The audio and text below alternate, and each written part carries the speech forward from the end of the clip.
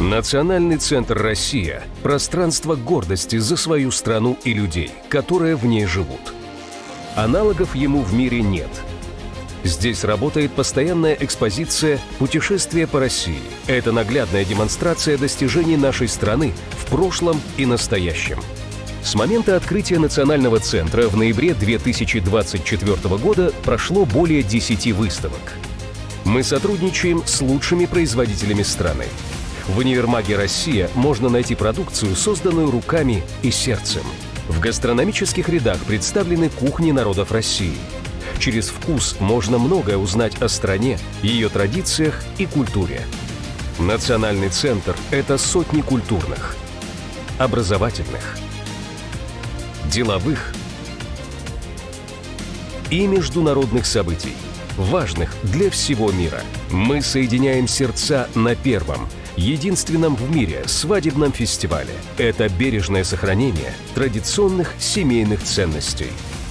Мы бережно храним память о подвигах героев и объединяем людей со всех уголков России, создавая живую связь прошлого, настоящего и будущего. Особое внимание уделяем молодежи и развитию их профессиональных навыков. В школах юного экскурсовода и журналиста мы признаемся в любви к родине. В 2029 году откроется новое здание Национального центра в Москве.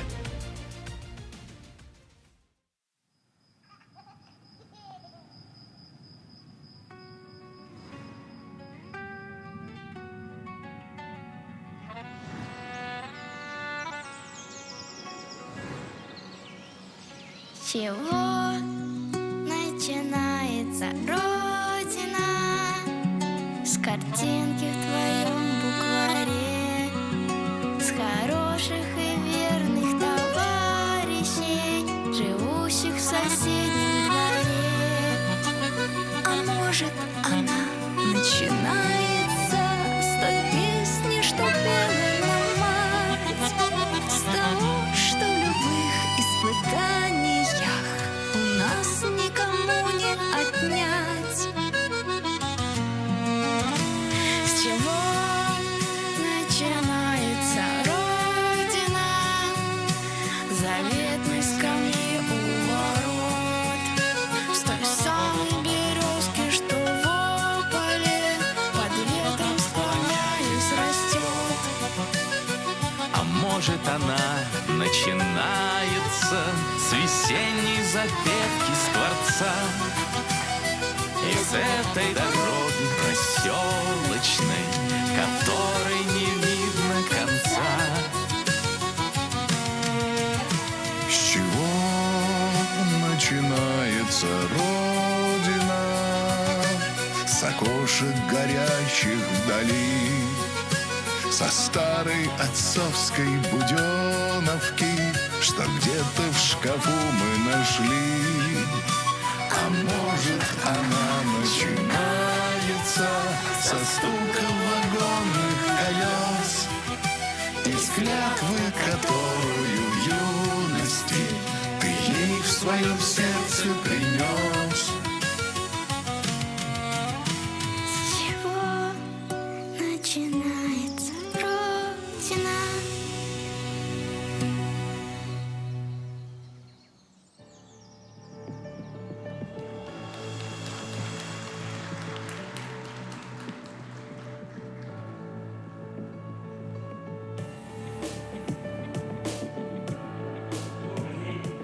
Добрый день, дорогие друзья! Я рад приветствовать вас в Национальном центре «Россия». 2026 год объявлен нашим президентом годом единства народов России. Поэтому мы провели масштабный всероссийский опрос. Предложили людям в разных уголках нашей большой страны ответить всего на один вопрос. С чего начинается Родина? Ответы были самые разные, начиная с того, что для кого-то Родина ассоциируется с гордостью за свою страну, заканчивая тем, что Родина – это такие теплые воспоминания о бабушкиных пирожках. Но большинство людей ответили, что Родина начинается с семьи. Именно этой важной и основополагающей теме мы посвятим нашу первую тематическую встречу в рамках целого цикла. Мы поговорим сегодня о поддержке семей и здоровья, о достойной работе и возможности самореализации, об активном долголетии. И сейчас я с огромным удовольствием приглашаю на эту сцену нашего ключевого спикера, заместителя председателя правительства Российской Федерации Татьяну Алексеевну Голикову.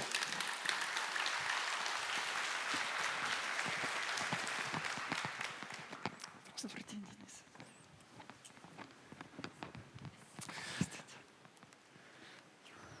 Татьяна Алексеевна, да, вам слово. Добрый день, уважаемые коллеги, дорогие друзья. Уже стало доброй традицией, что на площадке Национального центра России мы проводим самые знаковые и, наверное, самые трогательные мероприятия.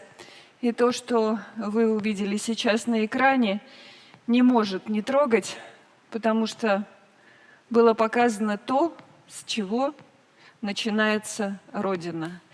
И, конечно, сегодняшней нашей встречей мы открываем целый цикл встреч, которые посвящены теме «Родина – это люди».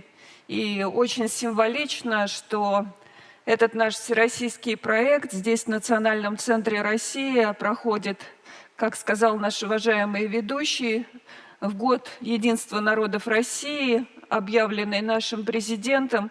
И мы с вами точно знаем, что все 194 национальности, которые проживают в нашей стране, считают главной своей ценностью семью. И, конечно, это для нас очень важно, потому что и те высказывания, которые были на карте здесь, на экране, тоже говорят об этом же. И об этом мы сегодня поговорим.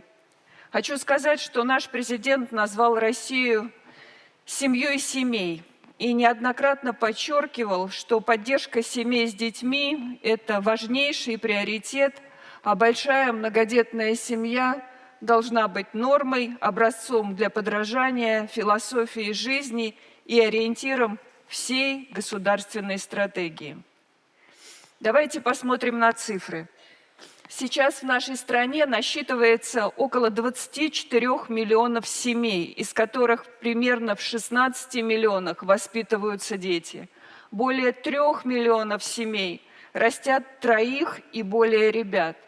И очень хорошо, что за последние 5 лет число многодетных семей в России увеличилось в 1,5 раза. Итак, здоровая семья. Что же это такое? Я надеюсь, что мы все понимаем, что здоровая семья – это не только про физическое здоровье, которое, безусловно, ценное, о котором мы сегодня поговорим. Это про все то, что важно для каждой семьи. Это, безусловно, образование и развитие детей. Это хорошая, достойная, стабильная работа для родителей, забота и возможность вести активную жизнь для нашего старшего поколения.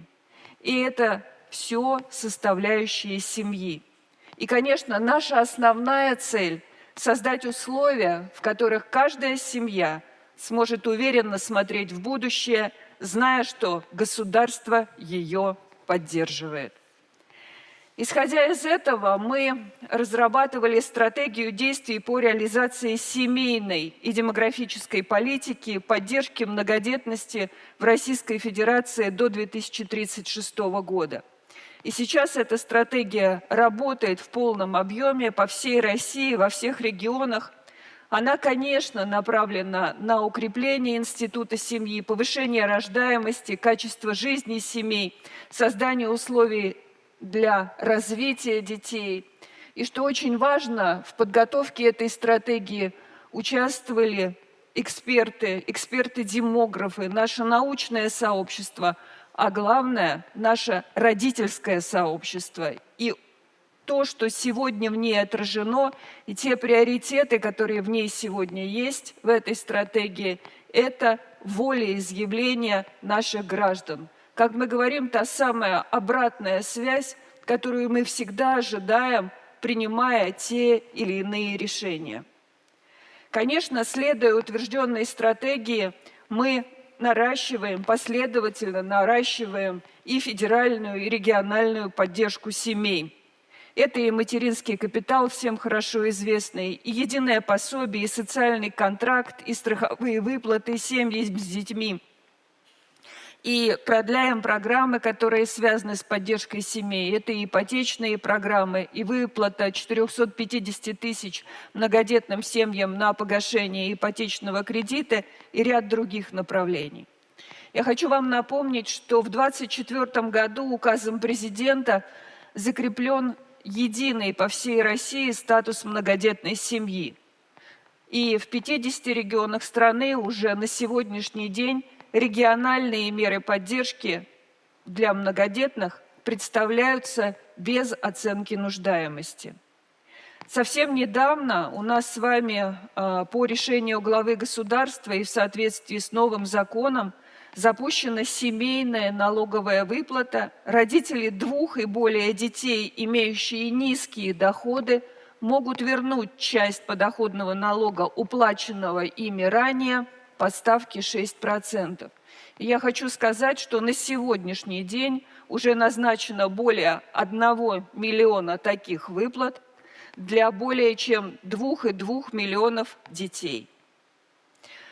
Отдельное внимание молодым семьям, и я должна сказать, что впервые стартовавший с 2025 года национальный проект «Семья» вернул в нашу с вами повестку, опять же, по просьбе, в первую очередь, молодых родителей, понимание того, как надо поддерживать обучающихся молодых родителей. И в первую очередь, конечно, речь идет о студенческих семьях. Напомню, что в 2025 году по инициативе «Единой России» официально закреплен статус студенческой семьи. А в национальном проекте «Семья» появились такие мероприятия, как создание комнат матери и ребенка в вузах. Хочу сказать, что их уже создано 365 252 вузов. Существенно увеличено пособие по беременности и родам для студенток и аспирантов. Эта работа продолжается, и в наших планах создание в каждом вузе службы, которая бы сопровождала молодые семьи, как на этапе создания семьи, так и тогда, когда ребята готовятся стать родителями. Ну и, конечно, помимо финансовых мер поддержки, важны помощь в решении бытовых вопросов, получение, как ни странно, семейной комнаты в студенческом общежитии, место в детском саду, уход и присмотр за ребенком, когда, естественно, родители находятся на занятиях. И мы очень активно эту инфраструктуру развиваем, и я должна сказать, что и руководство высших учебных заведений активно на это откликается, и мы видим движение вперед в этом направлении. Особое место в демографической повестке, конечно, занимают региональные вопросы. Я хочу напомнить, что по поручению президента с 2025 года почти половина регионов страны у нас на сегодняшний день получает особую федеральную поддержку, которую, исходя из своих и географических особенностей, и национальных особенностей, и наибольшей востребованности со стороны жителей, предоставляет, облачая это в соответствующие региональные меры поддержки. И это, должна сказать, дает свой результат. Я позволю себе привести цифры, потому что, несмотря на все сложности демографической ситуации, все-таки позитивные изменения у нас есть. В июне этого года в 20 регионах вырос суммарный коэффициент рождаемости. Наиболее существенный рост достигнут в Нижегородской, Рязанской областях и в Чукотском автономном округе. В 15 регионах видим рост третьих и последующих рождений. Среди них регионы Поволжья, Сибири, Северо-Запада. И здесь хочу также отметить двойку лидеров, куда вошли и Нижегородская, и Рязанская области. И мы еще будем приветствовать, но тем не менее хочу воспользоваться тем, что у нас сегодня здесь в студии губернатор Рязанской области. Хочу его за это поблагодарить. Важный аспект семейного благополучия – это, конечно, возможность профессиональной ориентации с сохранением баланса между успешной карьерой и воспитанием детей. И сегодня мы создаем целостную систему по управлению рынком труда. Когда мы говорим о целостной системе, это значит, что мы выстраиваем ее, начиная от прогнозирования кадровой потребности до индивидуального сопровождения обучающихся, создания условий для переобучения на протяжении всей жизни и, что еще очень важно, чествование лучших специалистов в профессии. С 2023 года мы комплексно трансформируем систему службы занятости. До конца 2026 года в 60 регионах страны заработает сеть кадровых центров «Работа России».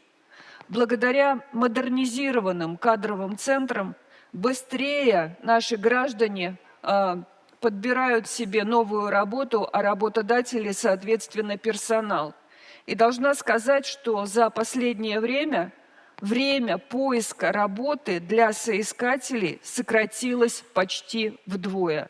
В сегодняшней напряженной ситуации на рынке труда это важный показатель. Отдельное внимание в этой работе уделяем участникам специальной военной операции. Буквально недавно Российской трехсторонней комиссии по социально-трудовым отношениям, напомню, что она представлена правительством, профсоюзами и работодателями, разработан и, по сути, одобрен и направлен в регионы страны единый стандарт сопровождения по трудоустройству для участников специальной военной операции. Также в рамках национального проекта «Кадры» мы субсидируем оборудование рабочих мест с учетом специальных потребностей вернувшихся бойцов, а также обеспечиваем программой бесплатного переобучения по 213 специальностям, 27 из которых исключительно для вернувшихся бойцов, участников специальной военной операции по их пожеланиям. И на сегодняшний день мы видим, что наиболее востребованными профессиями, по которым обучаются ребята, это оператор беспилотных авиационных систем, это сварщик и это повар. Мирная, очень мирная специальность. Для тех, кто начинает свой трудовой путь заново, безусловно, очень важны поддержка, признание и самореализация. И я хочу сказать, что в 2026 году в рамках Всероссийского конкурса профессионального мастерства «Лучшие по профессии» появилась специальная номинация, которая называется «У нас второй старт». Она стала среди всех номинаций самой массовой.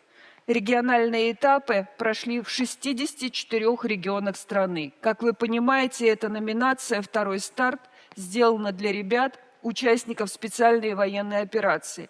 И я хочу сказать, что участники конкурса сегодня работают по самым разным профессиям. Это и спасатели, и врачи, и медсестры, и социальные координаторы, и инструкторы по адаптивной физкультуре, и инженеры, и сварщики. Но что важно, это не только мужчины.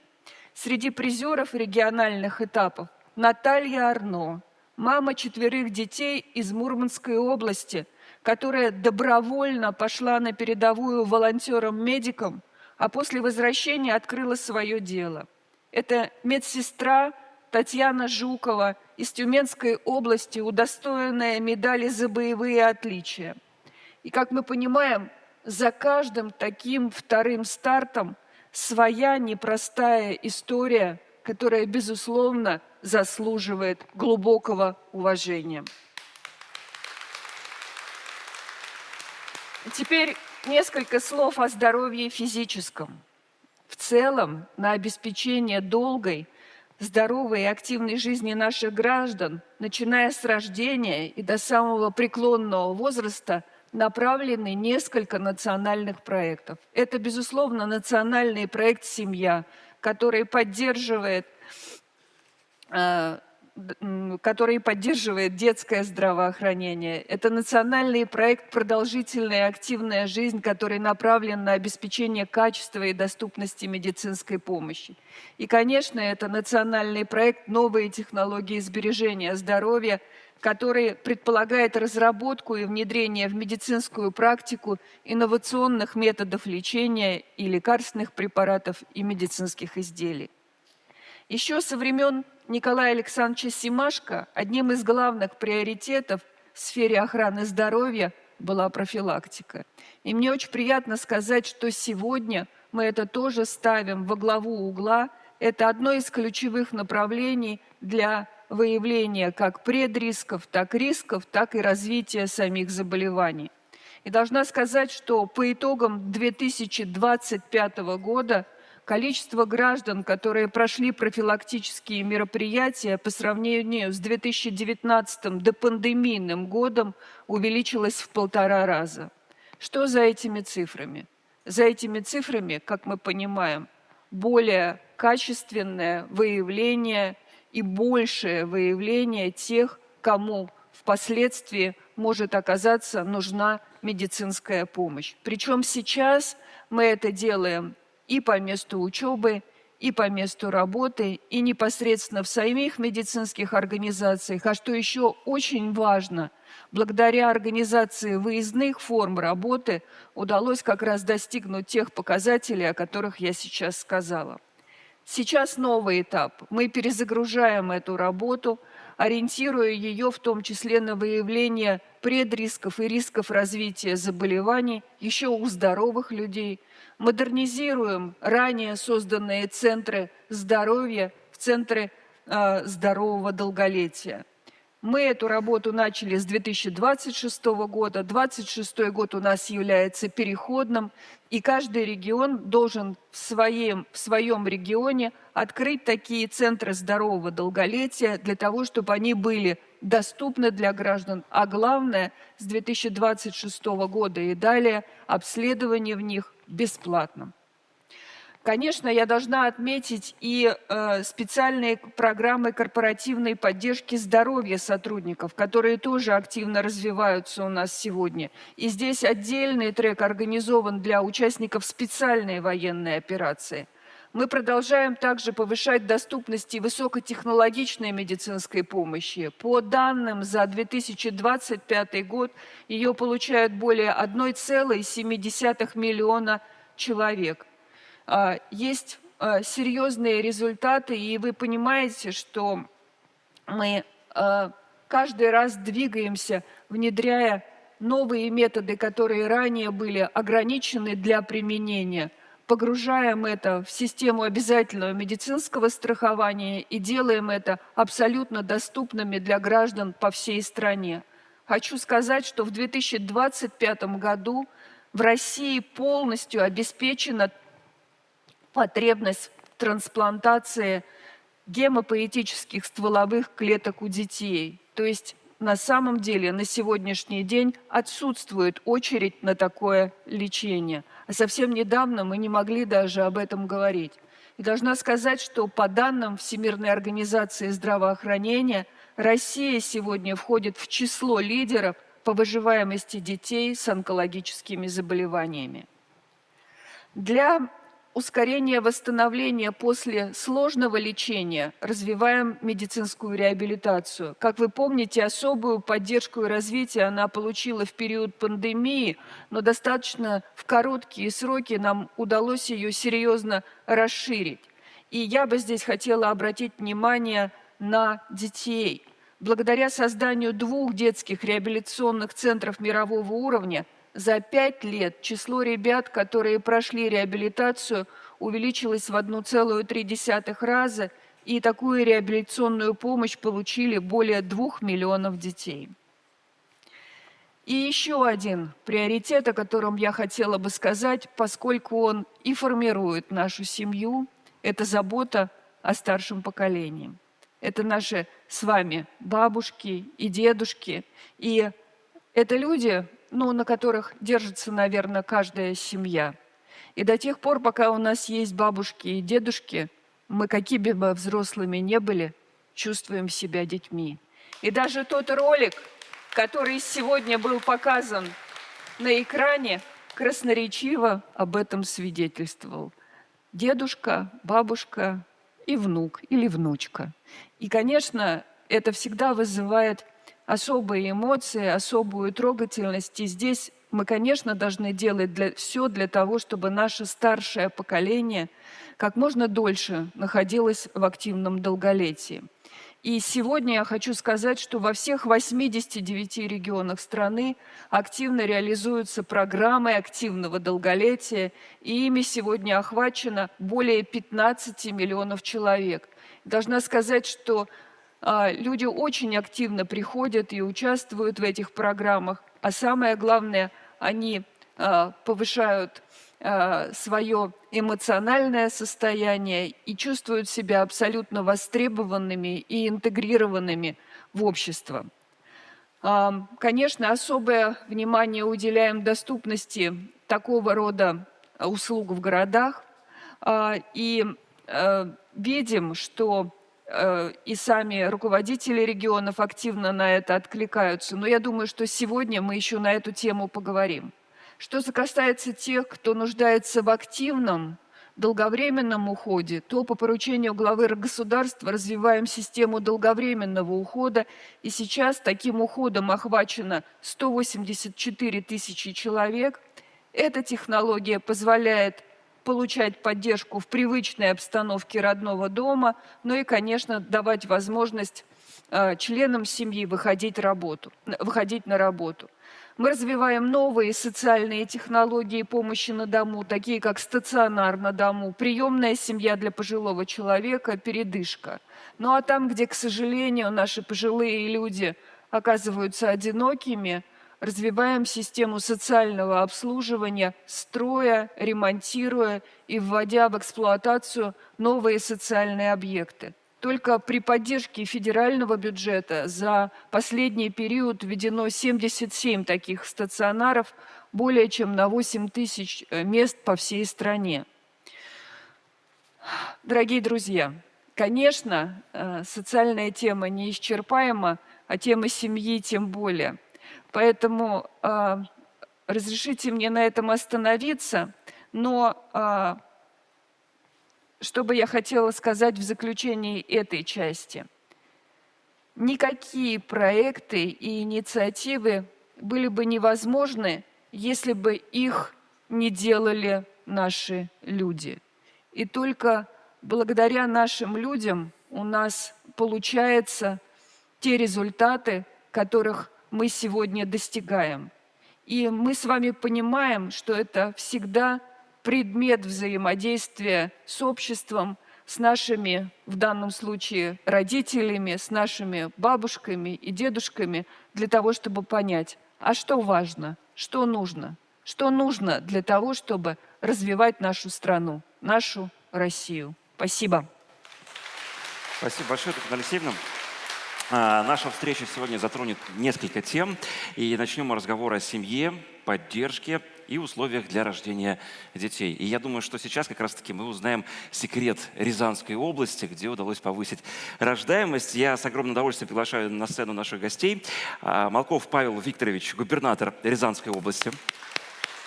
Гаева Алена Азретовна, главный врач перинатального центра Кабардино-Балкарии.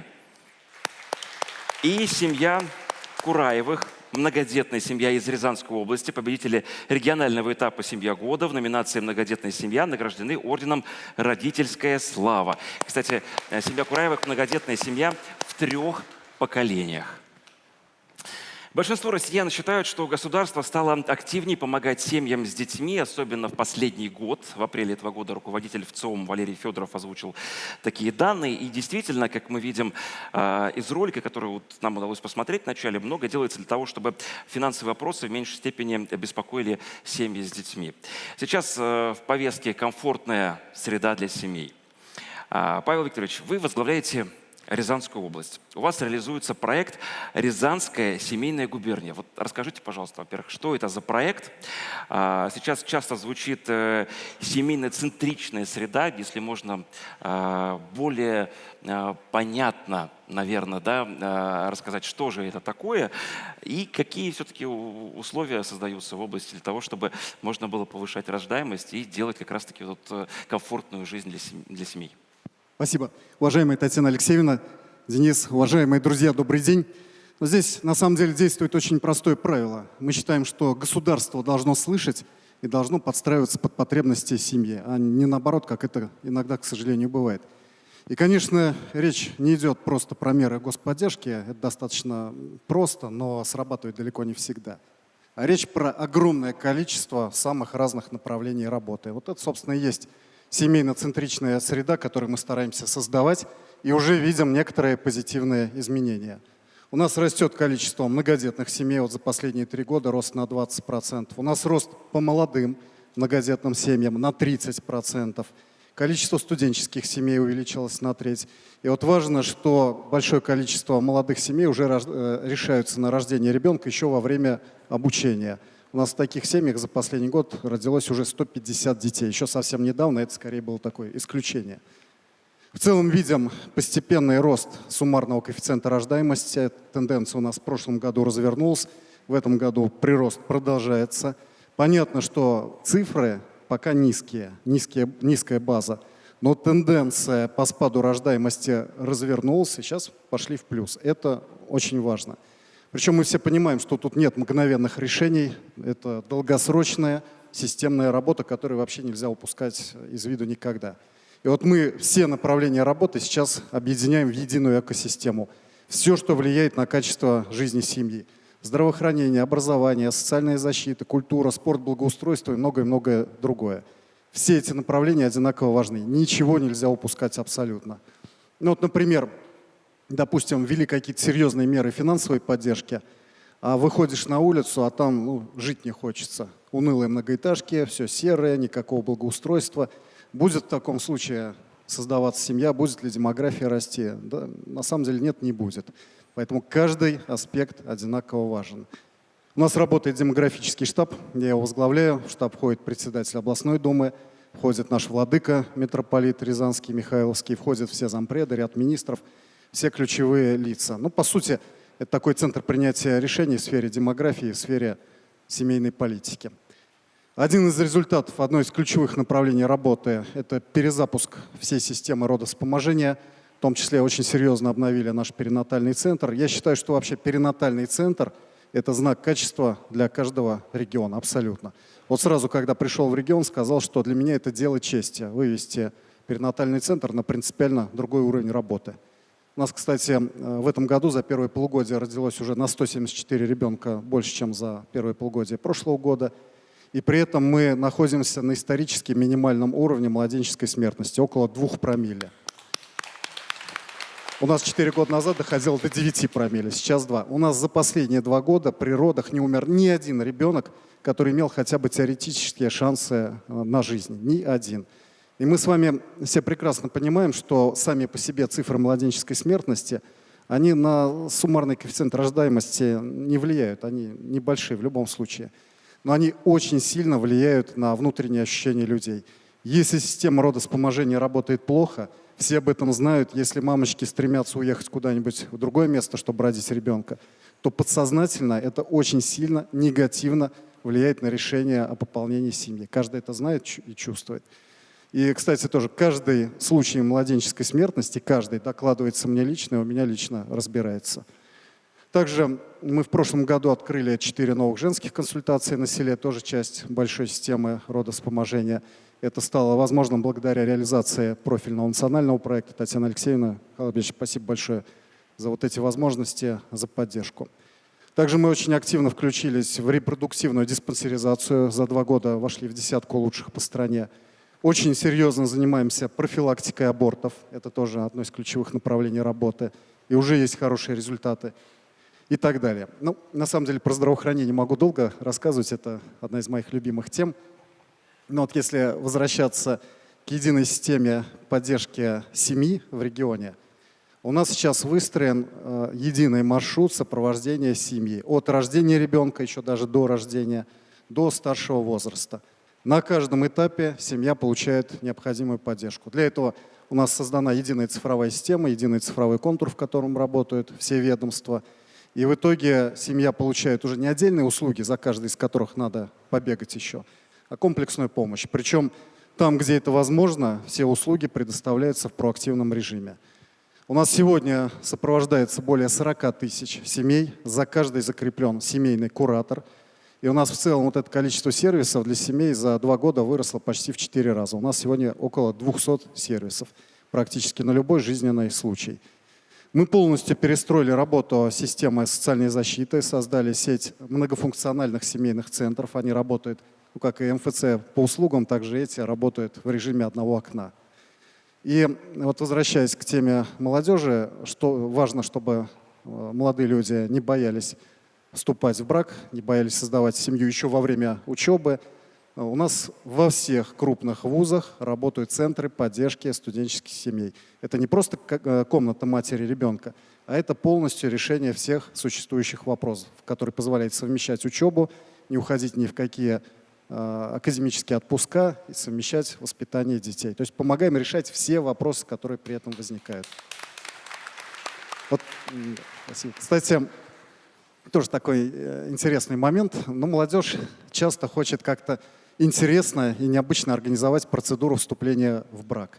У нас такая возможность есть, мы ее ввели, создали специальное учреждение. У нас есть официальная услуга выездной регистрации брака. Можно отдать клятвы друг другу вообще в любом месте, расписаться, хоть в театре, хоть на воздушном шаре. У нас одна пара расписалась в троллейбусе, потому что они когда-то познакомились в троллейбусе и решили вот так и свои отношения потом узаконить. При этом все учреждения в области ориентированы на то, чтобы представлять площадки для молодоженов. Это тоже пришлось делать, не все были готовы, но всех постепенно убедили. Поэтому любое место можно выбрать и официально зарегистрировать там брак. Это небольшой акцент, это вроде бы мелочь, но это тоже важно и это интересно. Это тоже ответ на запрос людей, это тоже семейноцентричность, вот о чем мы сегодня говорим. Если возвращаться уже к таким более серьезным, более глобальным вещам, то мы везде сейчас внедряем корпоративный демографический стандарт и в бизнесе, и в подведомственных учреждениях, в социальной сфере, бюджетной. У нас все больше компаний, все больше предприятий ввозят свои меры поддержки сотрудников с детьми. Некоторые предприятия уже выплачивают до 1 миллиона рублей при рождении ребенка сотрудника. И самое важное, что меняется соотношение работодателя. То есть все больше начинают воспринимать поддержку семьи уже как вклад, как инвестиции в собственные предприятия, в свое развитие в будущее. Я уже говорил, что направлений работы очень много, ничего нельзя упускать. И в том числе, тоже упоминал, мы по-другому сейчас подходим к развитию городов и поселков. Когда проектируем общественное пространство, всегда смотрим, насколько там удобно будет семьям с колясками, семьям с детьми разных возрастов. Мы за последние 5 лет создали в регионе более 180 новых общественных пространств и везде смотрим, насколько там будет удобно семьям с детьми. Сейчас реализуем вообще очень большой проект, масштабный проект в Рязани, маршрут Рязань пешеходная.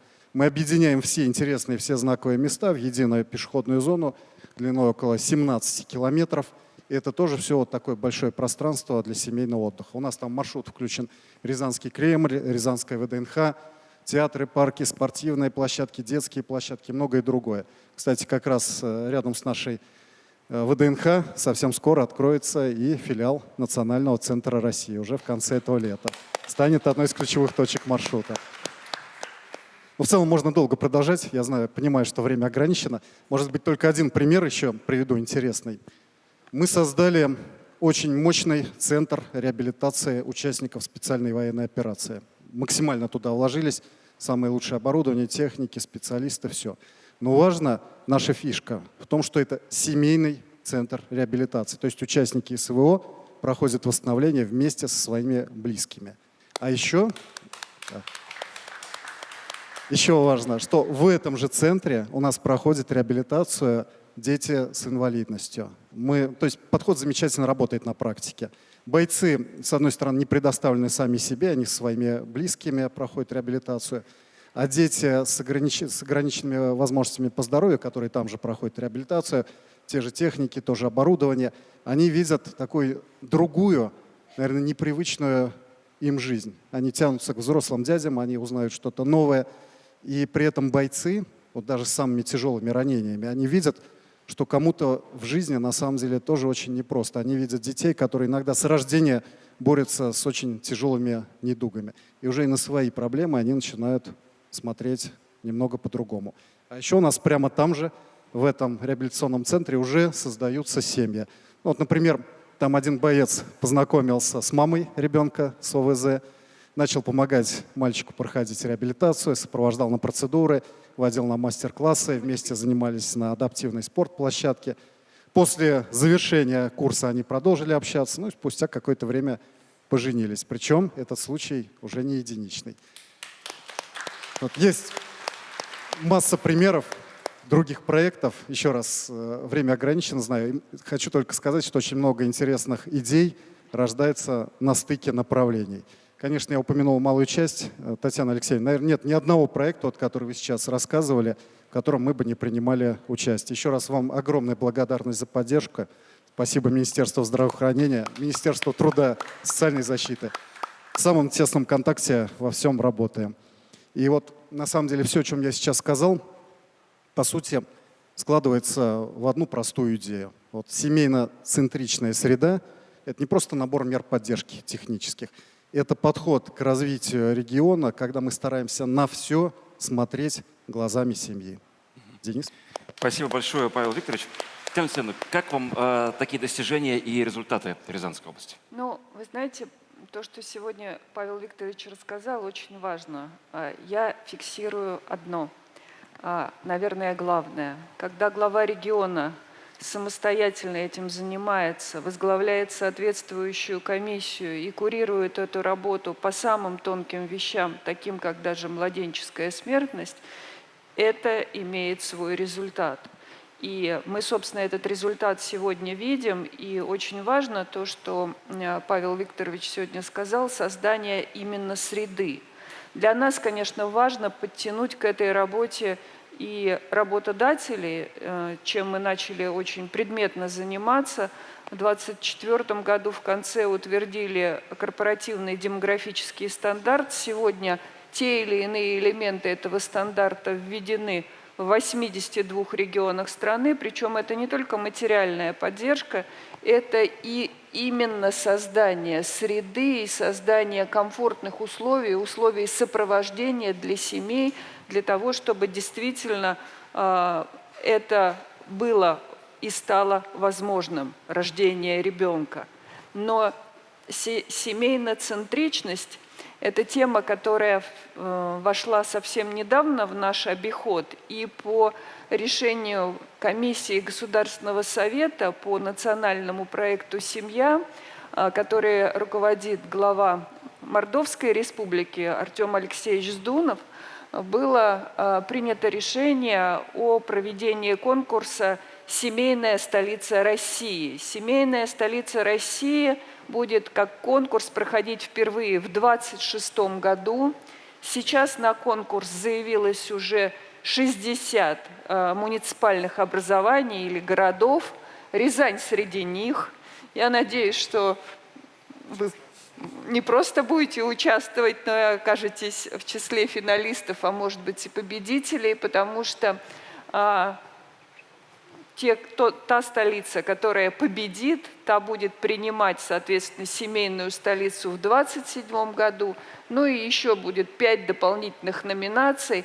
Поэтому я очень хотела бы ориентировать всех наших участников на то, чтобы создавали семейно-центричную среду, участвовали в конкурсе и своими поступками доказывали, что это не проблема. Если ты проблемой занимаешься, то проблема решается. А демографическая проблема относится именно к таким.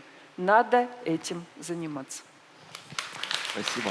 Можно, Татьяна Алексеевна, мы, конечно же, будем очень активно участвовать. Еще хочу обратить внимание, еще раз сказать, что у нас же будет и филиал национального центра с таким же замечательным залом, где можно будет провести мероприятие.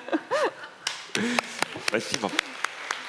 Появление нового члена семьи – это всегда большой праздник.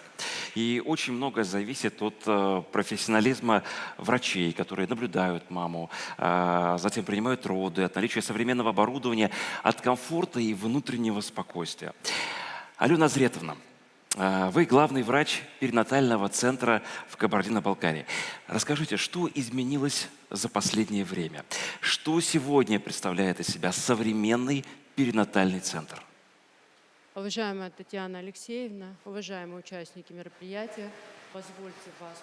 Если можно, поближе микрофончик. И отметить, что сегодня мы говорим о самом главном, о создании семьи, о семье, о здоровье и о будущем. В нашей стране уделяется особое внимание семье, материнству и детству.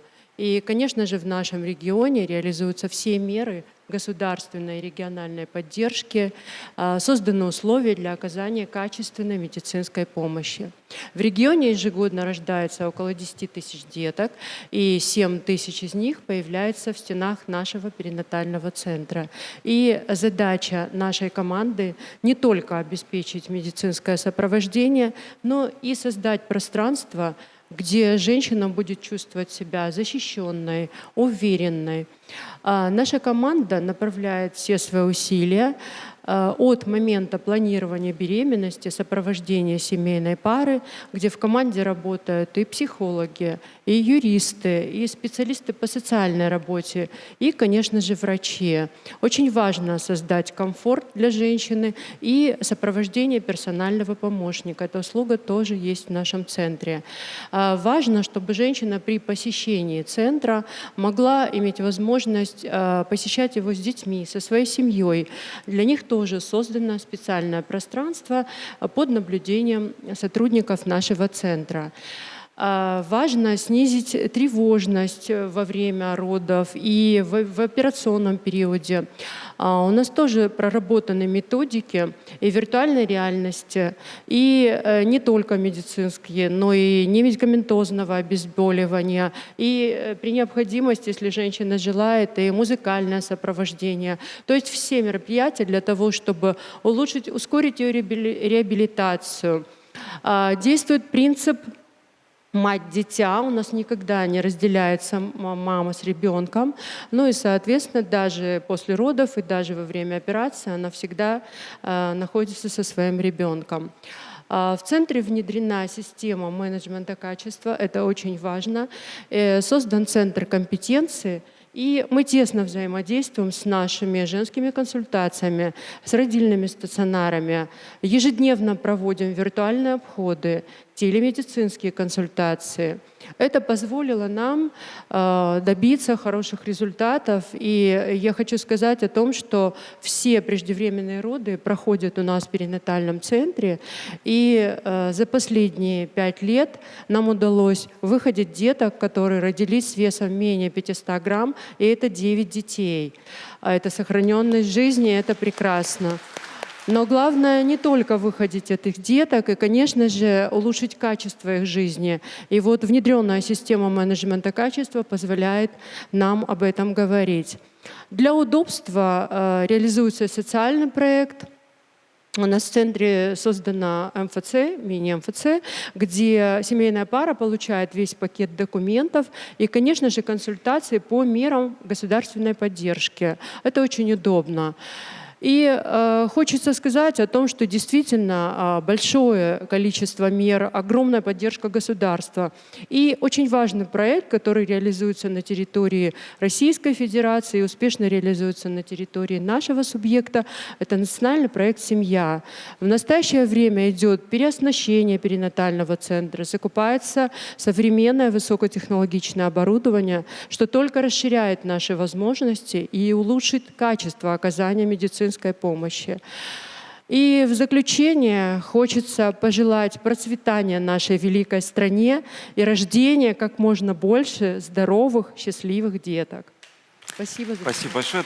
Скажите, а двойняшки, тройняшки часто появляются на свет? Да, часто. У нас есть и тройняшки, и республиканские меры поддержки тоже предусмотрены. Спасибо большое. Друзья, с нами сегодня многодетная семья сразу в 3 поколениях. Это, мне кажется, заслуживает отдельных аплодисментов. Семья Кураевых. Пока некоторые думают, рожать ли второго, третьего ребенка, у вас таких мыслей не возникает.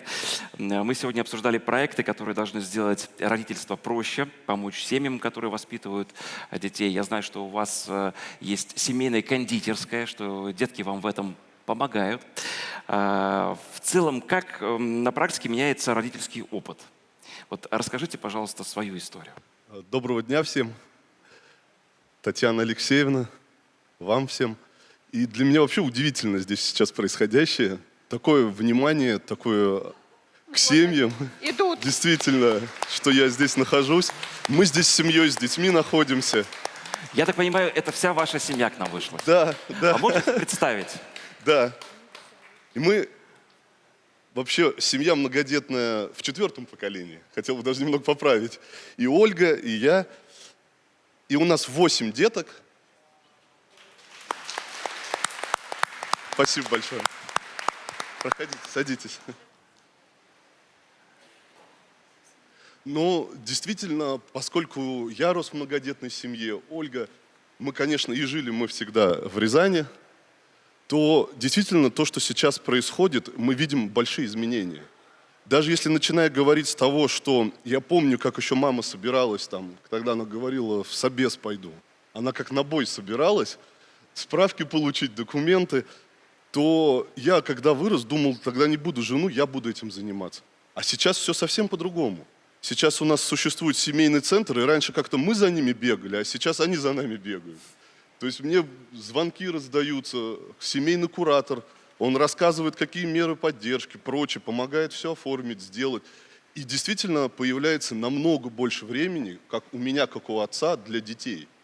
Чтобы мы в бассейн, фортепиано, там, гитарой начали заниматься.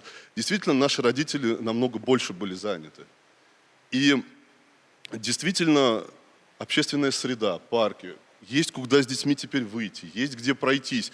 Стали как действительно шире улицы, да, где пройтись вот широкой семьей можно, с колясками там и вот это все. И действительно изменилось отношение, потому что все равно, как Павел Викторович говорил, изменилось даже у руководителей каких-то предприятий отношения, потому что они как-то на руководство ориентируются. И, конечно, их тоже уже, они если видят, что если руководство говорит, что это почетно, то они тоже меняют свое отношение. И, конечно, изменения мы видим, они происходят, и мы благодарны. А Мне кто, бы тоже кто хотелось. самый смелый-то у вас, скажите, из деток? Из детей? Славик. Хорошо, мы запомнили, пожалуйста, вам слово. Я в первую очередь бы хотела поблагодарить, на самом деле, потому что, как муж уже сказал, есть чем сравнить. У меня, у мамы тоже, у бабушки, у прабабушки, мы все были многодетные и тоже очень чувствуем разницу. Разницу даже в том, что семейный центр, он даже называется семейный. Туда прийти, приятно стало, там даже есть детские комнаты. Элементарно даже, если ты забеременел, сразу еще даже не знаешь, тебе могут билет дать на космическое небо. Вот у нас, например, в Рязани. То есть, ты как-то уже чувствуешь, что ты не один на один вот во всем этом. Получается, нам много раз давали тоже билеты, и ты смотришь, когда дети счастливы, они ходят там в театр, культурно все, у нас балет есть, нам прям бесплатно. Мама на меня смотрит, она радуется. Она говорит, я за тебя рада. У меня такого не было. У моих, я вас воспитывала, в основном во дворе, да, что там говорить прямо, в основном бегали, во дворе росли. Сейчас мы можем культурно прийти, если раньше оборачивались, даже я еще с первыми там, да, застала, то сейчас, идут, у нас даже аллеи есть, у нас в городе есть, мне звонит подруга, говорит, я с вами сфотографировалась, у нас висят стенды многодетных семей, но это не может не радовать, это очень приятно, и... Не знаю, может быть, поэтому мы такие счастливые. Я действительно тоже занимаюсь кондитерским делом. Вот уже мы 12 лет дома, да, на дому. У нас своя кондитерская, у нас отдельная комната, все. Вместе с детишками, я так понимаю. помогают? Ну, Кто они чем очень занимается? хотят, но они еще пока маленькие, но это будет все семейно, потому что они уже очень просятся включаться. И у нас даже есть такие проекты в городе, у нас есть «Мама в деле», у нас есть «Мама-предприниматель».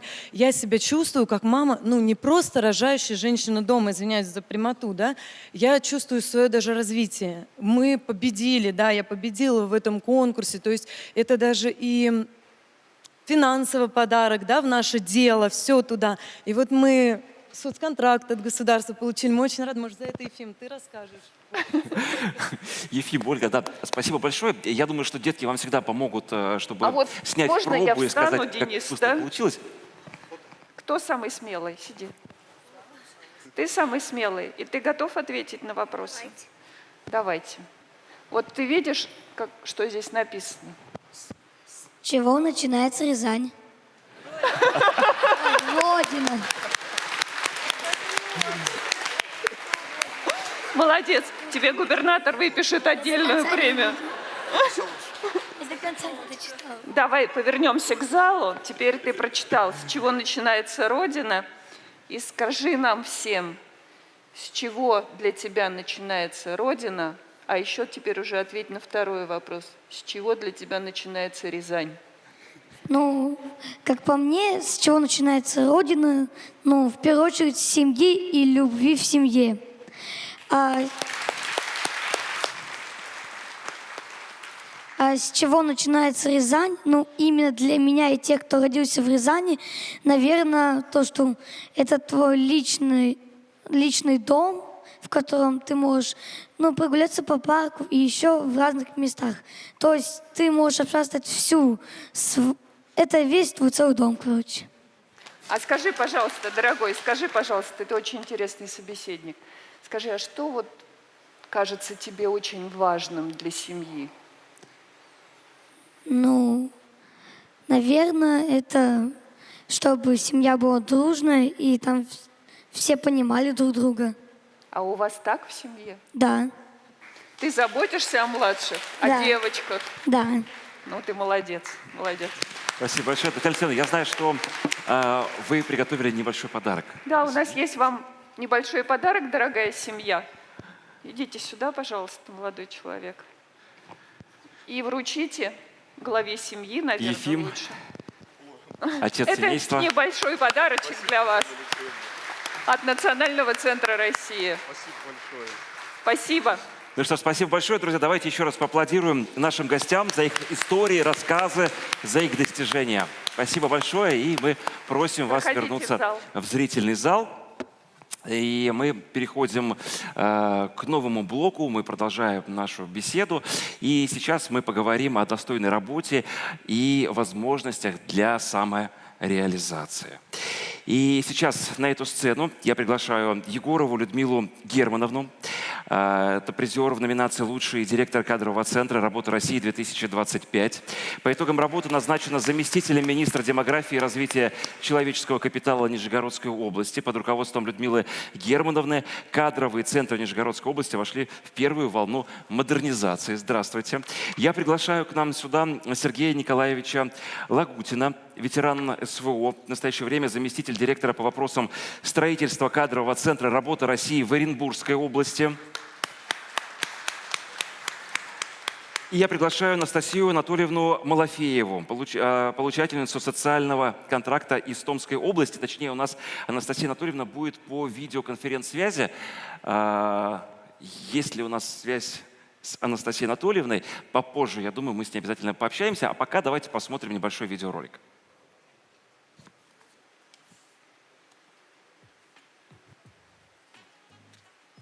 Я являюсь педагогом, организатором Центра детского и юношеского творчества Биберева. Я промышленный дизайнер. Я дата-аналитик. Я администратор сайта. Я бухгалтер, уже какое-то время не работаю. Я пока не работаю, но мне очень хотелось бы найти работу. Я повар, сейчас нахожусь в активной фазе поиска работы. Мне 5 лет, и я уже хожу в садик и выбираю исследователей жуков. Работа для меня – это реализация своих целей, идей и задумок при обучении детей. Работа – это то, что приносит пользу людям благодаря моим навыкам. Размещаю информацию в интернете и помогаю находить людям. Для меня работа – делать сложное понятным. Моя работа – это создавать красоту. Для меня работа — это красота в деталях. Для меня работа — это вкус к жизни. Хотелось бы сменить специальность на что-то более динамичное, драйвовое, потому что цифры уже поперек горла стоят. Думаю, что самая актуальная помощь — это подсказка или какой-то сервис, где правильно расскажут, как искать работу или найти самую подходящую компанию. Думаю, что помощь в подготовке к собеседованию и подготовке портфолио и резюме может очень сильно поддержать молодых студентов в поиске работы. Думаю, что удобный сервис по поиске работы в других городах был бы очень полезен. Работой доволен, но хотелось бы, конечно, зарабатывать побольше. Может быть, и в другой сфере, связанной с интернетом. Практика и стажировка в организации, там именно, где человек хочет работать, я считаю, это основополагающие вещи, при помощи которых человек может понять, как устроен рабочий процесс и какой коллектив. Знания в нашей области надо постоянно обновлять, но не всегда успеваю это делать. И знаю, что есть госпрограмма, которая помогает с этим.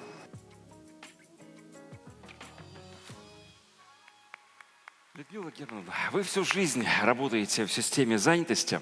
Под вашим руководством кадровые центры Нижегородской области вошли в первую волну модернизации. Фактически именно вы изучали, что необходимо изменить, чтобы служба занятости стала более эффективной. Что в итоге изменилось? Какой подход сейчас к соискателям? Добрый день, уважаемая Татьяна Алексеевна. Добрый день, участники форума. Начать я хочу с того, что, заканчивая университет по специализации физик, я никогда не предполагала, что буду заниматься новаторством в совершенно другой отрасли. Сразу после образования службы занятости мне просто повезло, и я влилась в систему в процесс организации трудоустройства. С тех пор прошло 30 лет. И на моих глазах служба занятости трансформировалась и приобрела совершенно новый смысл работы.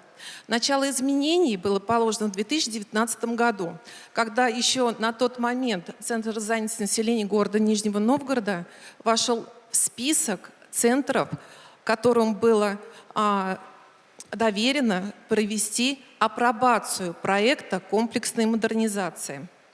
Нам повезло стать первопроходцами в решении интересного, но очень сложного вопроса, как преобразовать систему наших центров занятости в современные кадровые центры работы России. А что такое современный центр?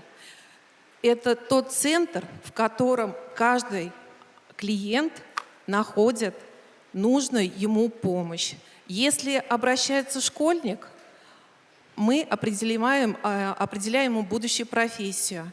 Если это студент, то мы подбираем стажировку, и такую стажировку, чтобы было удобно,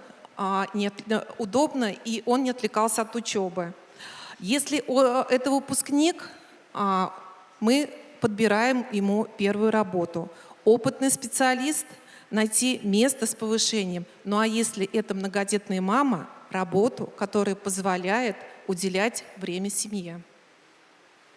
Когда я начинала, служба занятости предоставляла просто информацию о вакансиях и выплачивала пособие.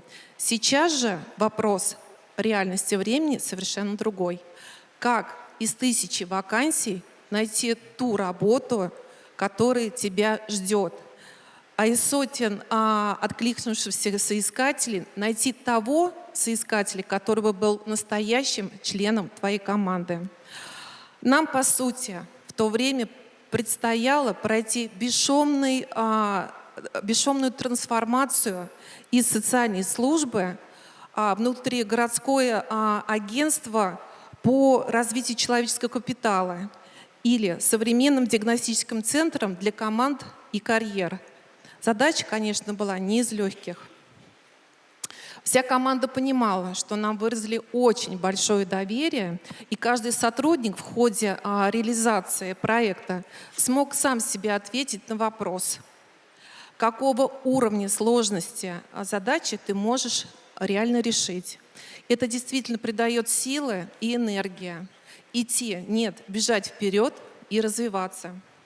А к концу реализации проекта ряды сотрудников у нас поредели. Но тот, кто остался, это действительно стал членом команды, кадрового центра «Работа России». На 2023 году Нижегородская область вошла в первую волну комплексной модернизации. И те отработанные подходы в работе, они стали внедряться не только у нас в области, но и по всей стране. И к концу 2023 года в области была создана сеть модернизированных кадровых центров, состоящих из 54 кадровых центров. Положительные результаты не заставили себя ждать. Нижегородская область вошла в число регионов-лидеров по скорости трудоустройства. Среднее время поиска работы в первом квартале 2026 года составляет 23 дня. И это является одним из лучших показателей в стране. Если сравнить с 2024 годом, в то время среднее время поиска работы составляло 63 дня.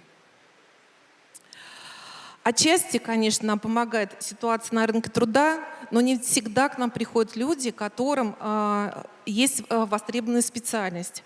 Каждый клиент – это человек со своей историей. Современный кадровый центр работы в России превращает вопросы о работе в понятный карьерный маршрут, предлагая каждому соискателю индивидуальный план поиска работы с учетом его квалификации, опыта, навыков, но и жизненной ситуации. Это возможно благодаря проактивному взаимодействию с работодателями, внедрению современных клиентоцентричных сервисов, ну а также участию в совместных с работодателями проектах. Вот я как раз хотел здесь уточнить, используете ли вы искусственный интеллект или же все-таки это персональный подход к каждому соискателю? Это персональный подход к каждому с использованием искусственного интеллекта, скажем так. Простой пример. Сначала персональный подход, потом искусственный интеллект. На прошлой неделе Минтруд России подвел итоги Всероссийской ярмарки трудоустройства. Всего за первые 10 дней после федерального этапа ярмарки почти 14 тысяч ее участников уже вышли на работу. И Нижегородская область вошла в топ-3 лидеров по числу трудоустроенных. А за этими результатами стоят конкретные семьи, их стабильность, благополучие и уверенность в завтрашнем дне. В Нижегородском кадровом центре «Работа России» развивается адресная работа по каждой целевой группе граждан. Многодетные родители, женщины после декрета, молодежь, граждане с инвалидностью и в первую очередь, конечно, ветераны специальной военной операции. Результаты нашей командной работы был достойно оценен на Всероссийском конкурсе профессионального мастерства в сфере занятости населения в 2025 году, где Нижегородская область заняла призовое место в номинации «Лучший директор кадрового центра «Работа России». После этого меня пригласили работать в орган исполнительной власти, в Министерство демографии и развития человеческого капитала. Ну а что же дальше? А дальше у нас опять развитие и созидательство. Нижегородская область готовится к формированию молодежного центра для нашей молодежи региона. Ее маршрутизация от школьной семьи до рабочего места. И хочется с благодарностью отметить, что все реализованные проекты были поддержаны нашим губернатором Нижегородской области Никитиным Глебом Сергеевичем и непосредственным руководителем, министром Пантюхиным Игорем Олеговичем. Ну и, конечно, семья. Семья меня всегда поддерживала во всех начинаниях и во все трудные минуты. Спасибо. Спасибо большое за ваше выступление. У меня вот прям совсем короткий вопрос.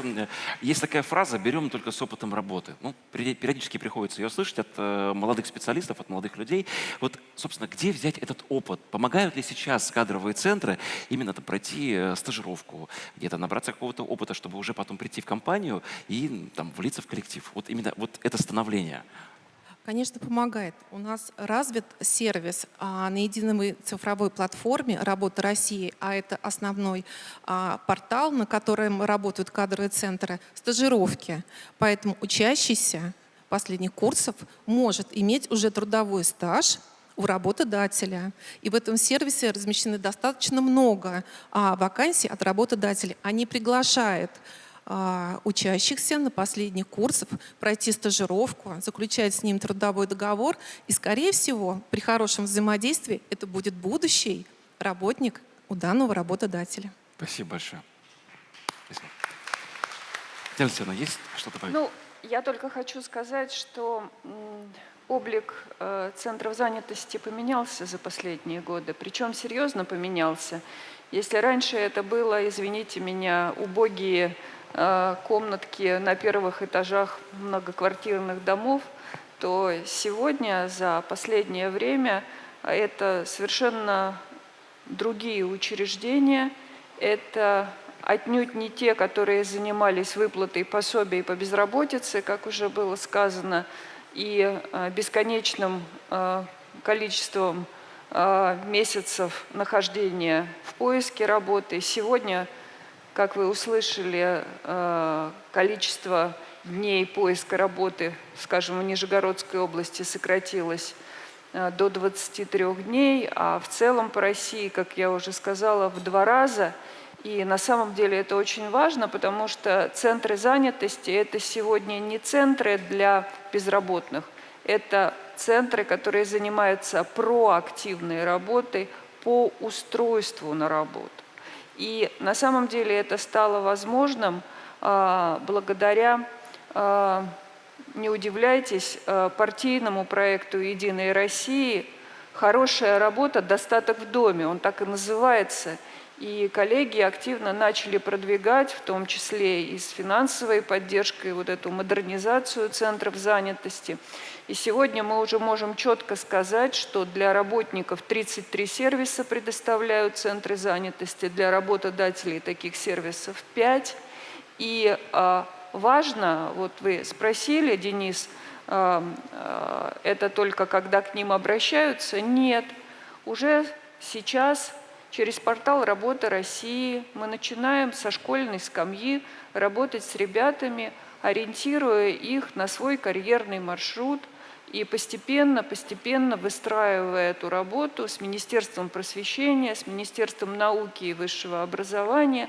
Ну и на этой же платформе «Работа в России» заключаются договора целевого приема наших студентов высших учебных заведений и средних профессиональных учебных заведений. Мы начали с этим работать 2 года назад и постепенно совершенствуя это, ну, в общем, помогаем ребятам искать себя. Вот так. Спасибо. Сегодня с нами в зале Сергей Николаевич Лагутин из Оренбургской области. Сергей Николаевич, вы ветеран специальной военной операции, ушли добровольцем, до этого были предпринимателем, сейчас заместитель директора по вопросам строительства кадрового центра «Работа России» в Оренбургской области. Трудно было вернуться в мирную жизнь, и какие задачи удается сейчас решать? Уважаемая Татьяна Алексеевна, уважаемый Денис, коллеги, здрасте. Но волнуюсь немножко, первый раз в Москве и первый раз на таком мероприятии. Давайте поддержим. Не переживайте. Можно начну немножко с другого. В 24 году я добровольцем ушел на специальную военную операцию, хотя дома у меня остались родители, супруга и 3 детей. Кстати, о демографии в этом году, даст Бог, у меня появится 4-й ребенок. Вот. И когда мы брали очередной опорник, заняли его, по нам начали просто там дикий обстрел. Я не понял, по рации передали, мы думали, что это наши, не поняли, что мы зашли. Оказывается, нет, это враги просто начали разбивать там нас. Хотя оставались еще там с их стороны бойцы, ну им было без разницы абсолютно. И получив ранение при взятии опорника, я очнулся в больнице, в госпитале. Не пойму, не вижу, не слышу, говорить не могу, трогаю себя, руки, ноги целы, какие-то трубки торчат, все, говорить не могу, ничего не слышу. Чувствую, что кто-то трогает меня, как бы, все думаю, вроде живой, наверное, слава Богу. Вот. И потихоньку начал слышать, перевели потом в другой госпиталь, и со мной связались нашего с регионального правительства, тогда у нас еще был губернатор Паслер Денис Владимирович, вот, и сказали, ну, не переживай, все нормально, как вернешься, мы тебя поддержим. И предложили несколько вариантов трудоустройства. Вот, и когда я уже в конце 2024 года выписался из госпиталя, это было 24 декабря, меня пригласили в региональное министерство труда и занятости населения Оренбургской области, где я встретился непосредственно с министром Неллей Бисенгалиной Исхаковой, которая предложила мне интересный проект, потому что Оренбургская область на 2025 год входила в модернизацию, как коллеги вот уже говорили, с Нижегородской области, и просто одно из условий у меня было, я с ней разговаривал, когда я говорю, Неллия Бисенгалиевна, давайте так, чтобы я просто не числился для галочки, для того, что я участник СВО, и просто там протирал свои штаны, как говорится. Она говорит, нет, работай, ты будешь загружен, не переживай. Вот. И для того, чтобы полностью погрузиться в работу, я просил, чтобы ко мне перешли там несколько отделов подчинения, потому что я должен был владеть полностью всей информацией. Это отдел закупок, отдел финконтроля, ну и, соответственно, отдел строительства. Рискнул, вот. Рискнул. Ну, а куда без этого? Татьяна Алексеевна, без этого невозможно. И вот и погрузился в работу, и выписался, как я уже сказал, 24 декабря, и она мне говорит, я ей говорю, когда нужно выходить? Она говорит, ну, ты как реабилитируешься, выходи. Я говорю, да я могу на реабилитацию еще год лежать. Она говорит, ну, вообще надо 9 января уже выходить на работу 25 года.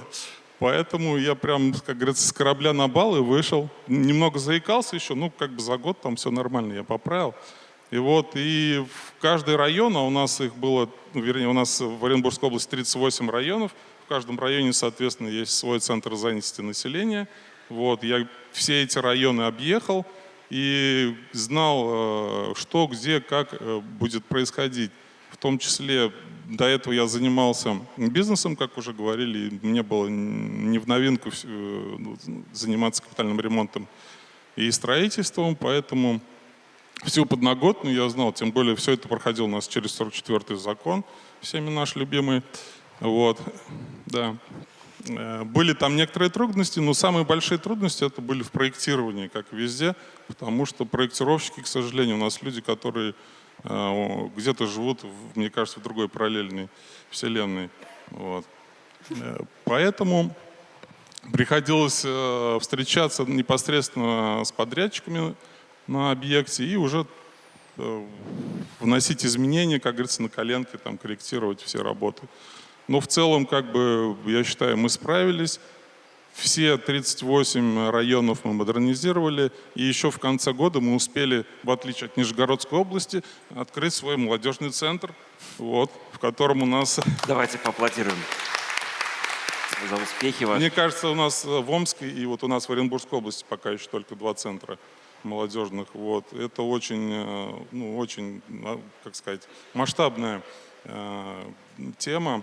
Очень много интерактива, и молодежь у нас прям, ну, с горящими глазами, потому что мы начинали сначала все это в тестовом режиме на своих детях опробовать, да, чтобы понять, где что, как сделать, что там изменить, что довнести, какие инновации подключить. И, в принципе, вот в этом году мы открыли его официально, и просто, ну, потрясающие результаты мы смотрим. Дети просто горят, и у них, ну, просто руки прям тянутся к работам, ко всем этим мероприятиям. Спасибо большое за ваш опыт и пожелаем вам удачи и дальнейшего развития вашего центра. Спасибо большое. Сейчас будет еще одна очень интересная история. Мне подсказали, что Анастасия Анатольевна с нами по видеосвязи. Анастасия Анатольевна Малафеева, здравствуйте, вы нас слышите? Здравствуйте, да, слышу. Отлично. В октябре 2022 года вы заключили социальный контракт на развитие своего дела.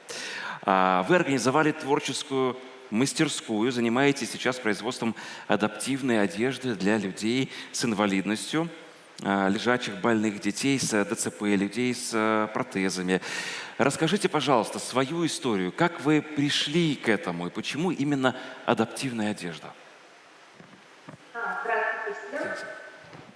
Почему именно адаптивная одежда? Потому что сама являюсь инвалидом 2-й группы, и бывает временами, когда у меня обострение, я сама очень плохо хожу, плохо передвигаюсь, и столкнулись с той проблемой, что когда это все еще начиналось, а про адаптивную одежду никто еще не слышал, и мне самой было тяжело переодеваться, и переодевать очень близким мне людям тоже было сложно. Поэтому, когда у меня наступала ремиссия, я либо шила себе, либо перешивала под себя, чтобы это было удобно, комфортно. Когда я лежала в центре рассеянного склероза, периодически люди стали подходить, спрашивать, где ты взяла, почему так удобно, почему ты быстро можешь одеться. Я стала рассказывать, что вот сама шью для себя, стали поступать просьбы сшить такую же одежду. А потом меня пригласили поучаствовать в конкурсе «Особая мода». Я создала свою первую коллекцию, и там познакомилась с мамочками детей-инвалидов, особенно с тяжелыми детками, которые с ДЦП. Мы начали с ними работу по разработке изделий для них. То есть для деток, для мамочек, чтобы это было удобно, комфортно, чтобы это было интересно, чтобы были разные техники, вышивка, стежка, аппликация, термоаппликация, чтобы это было интересно и самим детям, и родителям. А со временем стали взрослые люди, а когда началась военная специальная операция, один очень близкий человек пришел с ампутацией руки и рассказал мне, что он, в госпиталях очень сложно их переодевать, во-первых, во-вторых, самим бы хотелось и переодеться. И тогда я кликнула клич по своему поселку, и ко мне стали приходить волонтеры. Сейчас нас 10-15 человек, мы 2 раза в неделю собираемся и шьем одежду в госпиталя волонтерским движением, и также ребятам на передовую, что они просят. Костюмы, футболки, всякие балаклавы, все, что можем. Вот так. Скажите, пожалуйста, а сколько людей живет в вашем поселке?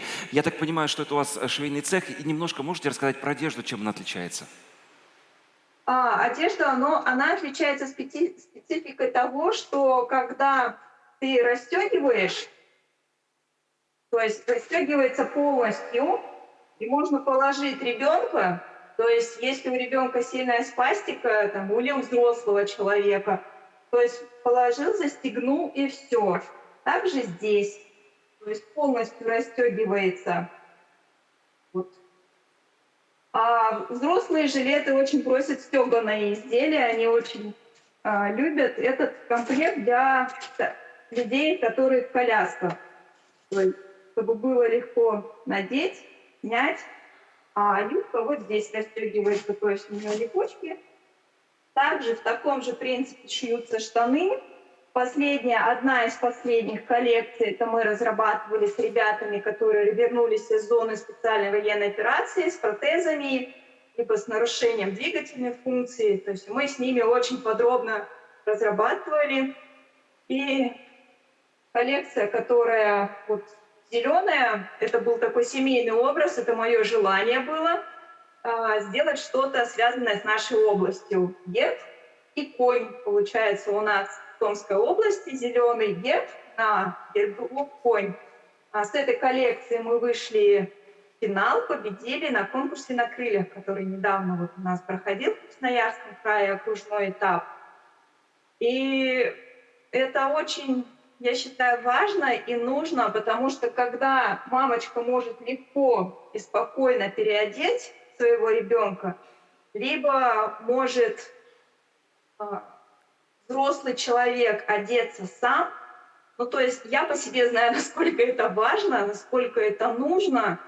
То есть изделия разрабатываются, потому что у всех людей разные Анастасия Анатольевна. нозологии, у всех разные потребности, поэтому под каждого стараемся разработать. Анастасия Анатольевна, скажите, сколько человек проживает в вашем поселке? Большой он у вас? Около 2000 человек. 2000 человек. И откуда вы узнали про социальный контракт? Были ли сомнения, вопросы, заключать, не заключать? Сомнения всегда есть. Мы уже проработали какое-то время, наверное, лет 8 я проработала. Ко мне присоединилась дочь, она стала помогать мне разрабатывать тоже одежду, но у нее чуть-чуть подростковый, она взяла сегмент себе.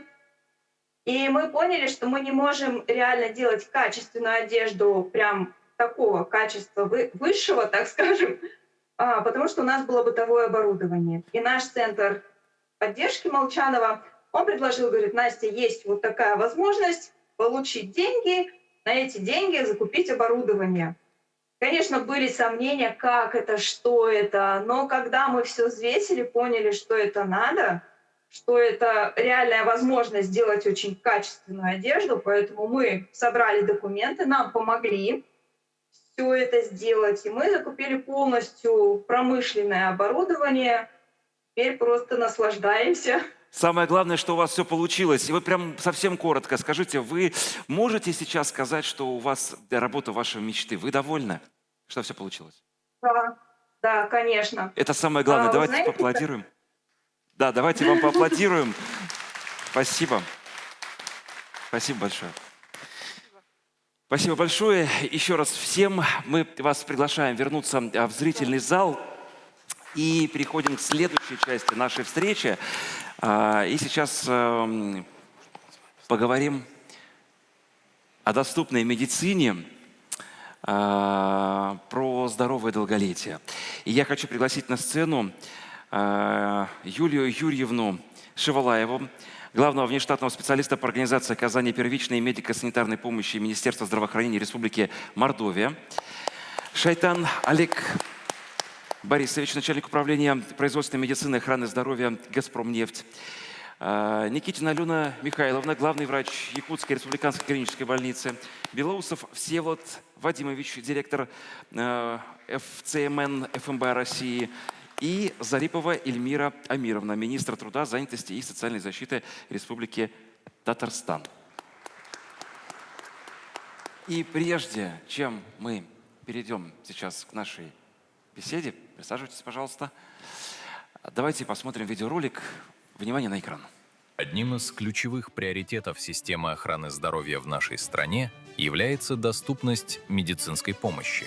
В рамках реализации мероприятий и национальных проектов в России проведена масштабная модернизация инфраструктуры первичного звена, приобретено современное оборудование.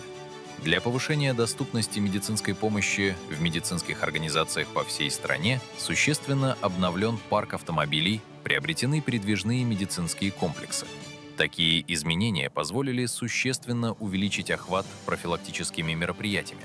Ежегодно в стране диспансеризацию и профосмотры проходят более 100 миллионов человек. Это позволило повысить выявляемость болезней на ранних стадиях для обеспечения своевременного и эффективного оказания медицинской помощи.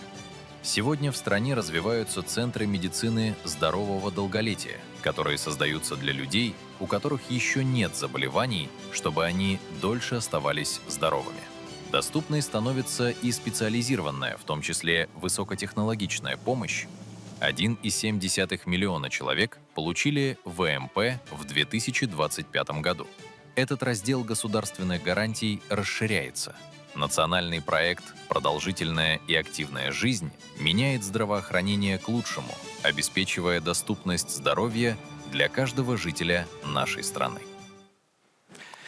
Как часто мы обращаем внимание на свое здоровье? У меня вот сейчас будет вопрос к нашему залу. Поднимите, пожалуйста, руки, кто хоть раз проходил диспансеризацию. Отлично. А теперь, пожалуйста, поднимите руки те, кто тянет с походом к врачу до последнего, как-нибудь само пройдет. Есть такие или нет? Есть. Есть такие. Юлия Юрьевна, вот как вы можете это прокомментировать? Насколько важно выявлять заболевания именно на ранней стадии? Какие возможности сейчас есть у нашей современной медицины? Я, в принципе, очень довольна результатом. Большинство сказали, что они положительно и пользуются таким мероприятием, как диспансеризация и различные профилактические мероприятия. И я рада, что на сегодняшний день мы говорим уже даже не о выявлении каких-то факторов риска хронических неинфекционных заболеваний при проведении диспансеризации, а мы пошли еще дальше. Мы говорим о выявлении предрисков различных состояний и хронических заболеваний, о такой ранней точке воздействия на жизнь человека, в которой он может повернуть течение реки своей жизни не в сторону болезни, а наоборот, в другое русло сохранения своего здоровья. И для нас большая честь и большая ответственность, что именно в Республике Мордовия был открыт первый региональный центр медицины здорового долголетия. И 24 апреля, Татьяна Алексеевна, спасибо вам большое, при визите к нам в республику открыли двери нашего нового центра медицины здорового долголетия. Мы создавали наш центр как логичное продолжение того движения, которое было дано старт Татьяны Алексеевны в 2025 году. Это движение за медицину здорового долголетия. Когда такие большие мультидисциплинарные бригады, это были популярные доктора нашего региона, большие коллективы, которые часто выступают на больших площадках, амбассадоры спорта республиканского, все они выезжали в районы, и мы проводили вот такие масштабные мероприятия. Поэтому наше население уже ждало и было готово к открытию этого центра. Создавая центр, мы пошли по пути не создания его на какой-то старой базе, а это принципиально новое структурное подразделение, и мы постарались сделать в нем ощущение не больничного пространства.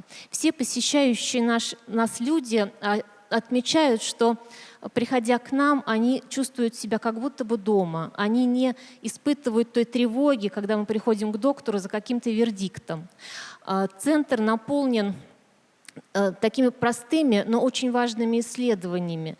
И результат пациент получает в руки такой простой, очень наглядный, но информативный показатель. Это такой интегральный сборный показатель биологический возраст. В сравнении со своим паспортным возрастом человек видит скорость своего старения, где он находится, да, на карте своей жизни.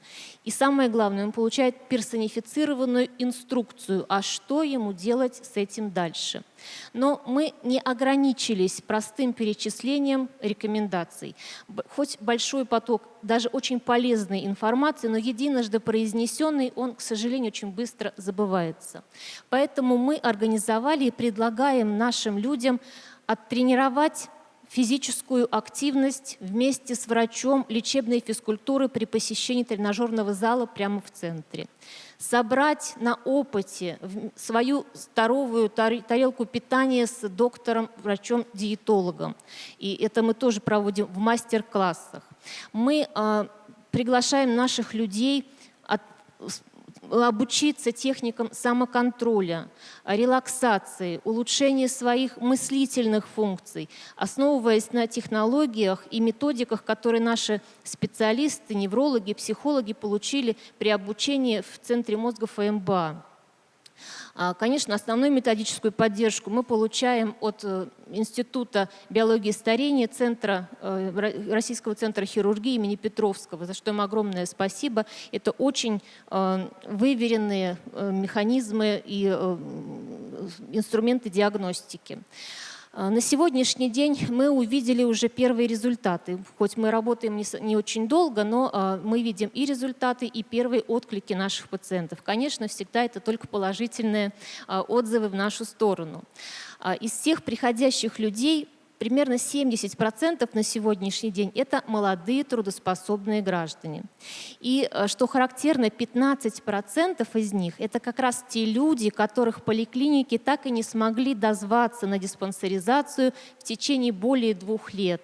А здесь они были заинтересованы, пришли и услышали нас. Примерно 57% людей, пришедших в центр, потребовали, то есть у них есть показания для более углубленного исследования 2-го этапа. А это очень большой набор выверенных биохимических маркеров различных механизмов преждевременного старения. И, к сожалению, у 12% людей мы зафиксировали уже активированные механизмы преждевременного старения. А примерно у 3% людей, которые приходили к нам, они впервые услышали от нас, что у них есть какое-то хроническое инфекционное заболевание. И каждого человека теперь мы берем на контроль, передаем дальше его по системе медицинской информации. И каждого ведем по пути всей его жизни вместе с врачами, терапевтами участковыми, врачами-профилактологами и врачами медицины здорового долголетия.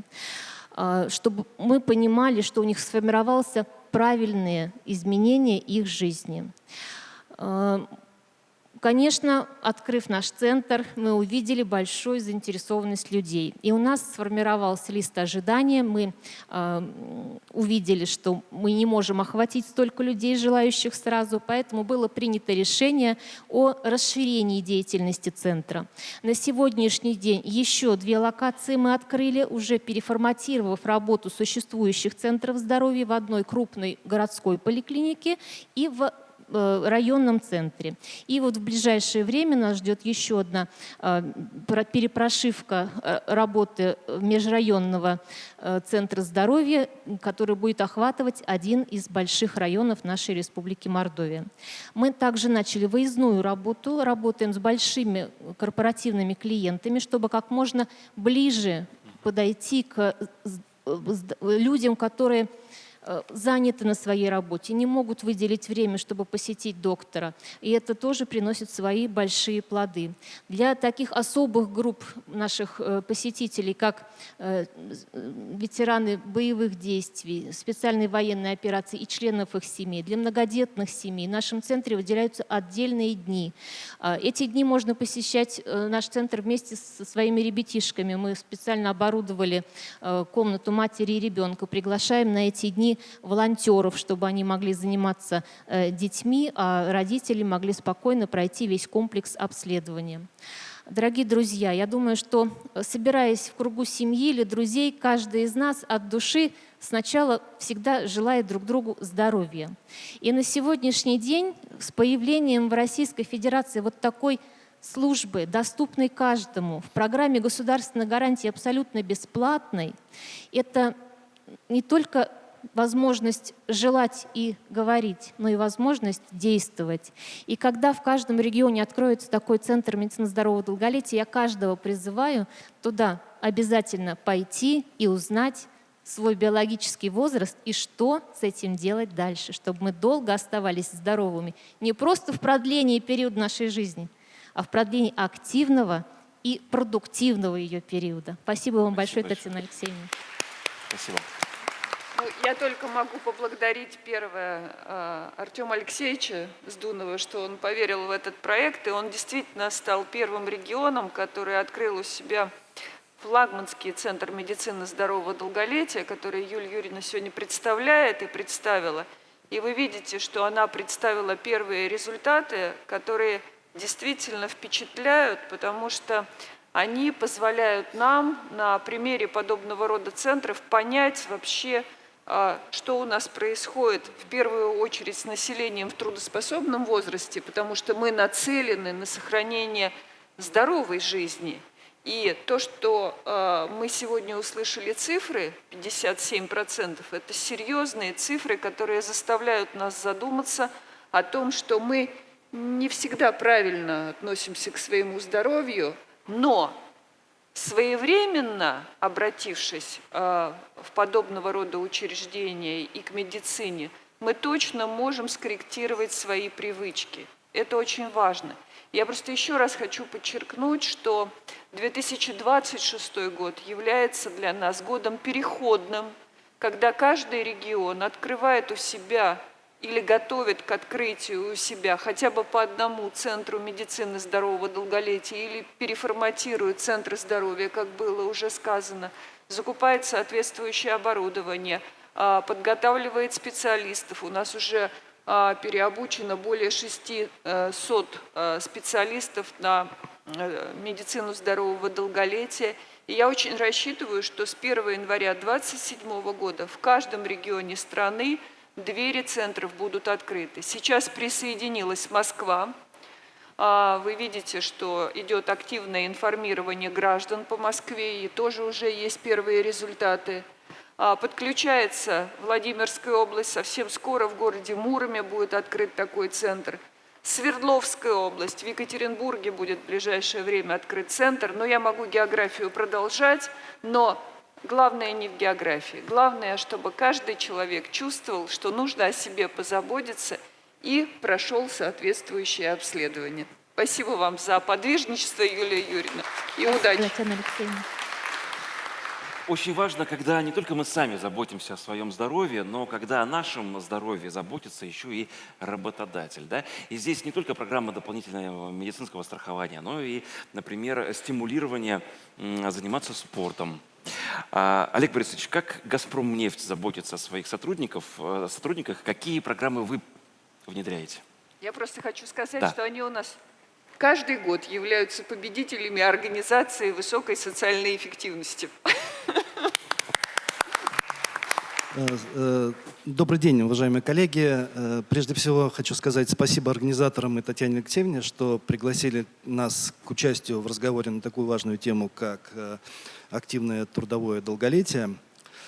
Для нашей компании люди, наши сотрудники – это главный актив и главная ценность. И это не просто декларация. У нас в компании уже порядка 10 лет действует программа, называется она «Качество жизни», которая объединяет в себе несколько направлений поддержки всех аспектов жизни и работы наших сотрудников, начиная от ментального здоровья, корпоративный спорт, естественно, финансовая грамотность, правильная организация рабочих мест, рабочих пространств. Но ядром этой экосистемы, конечно, является забота о физическом здоровье наших сотрудников. В 2022 году мы принципиально изменили подход к организации системы охраны здоровья в нашей компании. Причина здесь была совершенно объективной. Мы увидели, что в период ковида практически все случаи тяжелого течения заболевания были связаны с наличием сопутствующих хронических заболеваний, о которых сотрудники или не знали, или должным образом не контролировали их течение. Соответственно, пересматривать нашу систему охраны здоровья мы начали с изменения вообще целеполагания. Так как любая система управления в крупной компании должна быть построена по процессному принципу, то мы начали с целей. Если раньше целями нашей системы было недопущение или сокращение случаев критических происшествий со здоровьем на наших объектах, то сейчас новыми целями является как раз продление периода активного трудового долголетия наших сотрудников и повышение качества жизни сотрудника, ассоциированного со здоровьем. Исходя из этих целей появились новые задачи, из этих задач появились инструменты, которые эти задачи решают. В итоге процессная модель нашей корпоративной системы на сегодня составляет 27 организационных, финансовых, медицинских и аналитических процессов, которые полностью описаны в нормативно-методической документации стандартных компаний и методиках по их реализации. Просто по-другому нельзя. В крупной компании система по-другому работать не будет. И я вот здесь хочу выразить огромную благодарность Институту терапии и профилактической медицины Минздрава, которые были участником этой работы, создания нашей процессной модели, и лично Оксане Михайловне, за личную экспертизу тех медицинских инструментов, о которых я как раз сейчас расскажу. Собственно, медицинские инструменты, которые входят в нашу модель. С чего все начинается? Они цикличны. Этот цикл у нас продолжается 2 года. Каждый сотрудник, вне зависимости от своей производственной специализации и условий труда, имеет возможность в нашей компании пройти раз в 2 года целевой скрининг здоровья. Целевой скрининг здоровья по своему наполнению значительно превышает требования законодательства по проведению периодических медицинских осмотров 29 приказ и значительно превышает по наполнению диагностику в рамках государственной программы диспансеризации. Сюда входит полный перечень лабораторных и инструментальных обследований, включая все ультразвуковые и эндоскопические обследования. В качестве примера главный риск преждевременной смертности сердечно-сосудистые заболевания мы диагностируем с применением нагрузочных проб. Кроме нас это делают лишь спортсмены, летчики и космонавты. Ну, наверное, так. Чуть позже расскажу, что это дает в цифрах. Следующий инструмент. После прохождения целевого скрининга здоровья каждому сотруднику, его прошедшему, формируется индивидуальный план лечебно-профилактической работы или паспорт, персональный паспорт здоровья. Сотрудники распределяются на диспансерные группы, и 3-я диспансерная группа ставится на диспансерное динамическое наблюдение. По этим 3 процессам у нас появилась новая роль – это доверенный врач. Институт доверенных врачей у нас отчасти напоминает институт цеховой медицины, который был раньше, но просто на несколько другом новом качественном уровне. Следующий элемент – это лечение.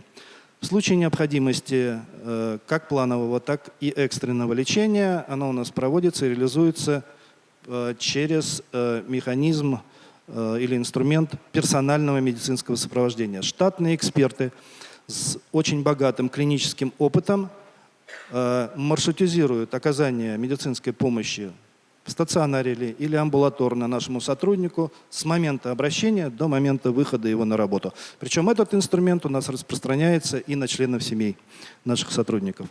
Далее, оздоровление. Мы полностью пересмотрели подходы к санаторно-курортному лечению. Если раньше наши сотрудники в рамках коллективных договоров имели возможность за счет компании съездить в отпуск на Черное море условно, то сейчас санаторно-курортное лечение у нас организуется исключительно по медицинским показаниям с назначения доверенного врача с оценкой после действия, то есть как оно прошло и какой эффект дало. Мы компания крупная, имеем много удаленных активов, труднодоступных, где нет никакой медицины, кроме наших здравпунктов. И одним из инструментов, очень важным, является у нас Центр экстренного медицинского реагирования. Это ситуационный центр, который работает круглосуточно, оказывает врачебную поддержку в случае возникновения критического состояния. Эту поддержку оказывают специалистам здравпункта до момента прибытия бригады скорой помощи. Кроме этого, данный центр имеет соглашение с частной и государственной санавиацией и федеральными медицинскими центрами для эвакуации нашего сотрудника туда в случае необходимости. Последние кейсы показывают, что готовность медицинского борта к вылету в точку, где у нас есть пострадавшие, у нас составляет не более часа с необходимой бригадой специалистов. Спасибо. Теперь немножко о цифрах. Да, если можно, прям совсем коротко, у нас просто... Да, мне буквально минуту. Да, спасибо большое. Полторы, если можно, по дружбе. О цифрах. Первое. Охват медицинскими осмотрами по корпоративной программе у нас составляет 80%. Исполнение планов диспансерного наблюдения также составляет порядка 80%. Это говорит о том, что сотрудники доверяют новым инструментам. Уровень смертности, причем не только на рабочем месте, но и вне его, у нас сейчас 8 человек на 10 тысяч. Это в 4 раза ниже общероссийской статистики по трудоспособному населению. Уровень заболеваемости с временной утратой трудоспособности у нас сейчас 7 дней. Это лучший показатель в отрасли.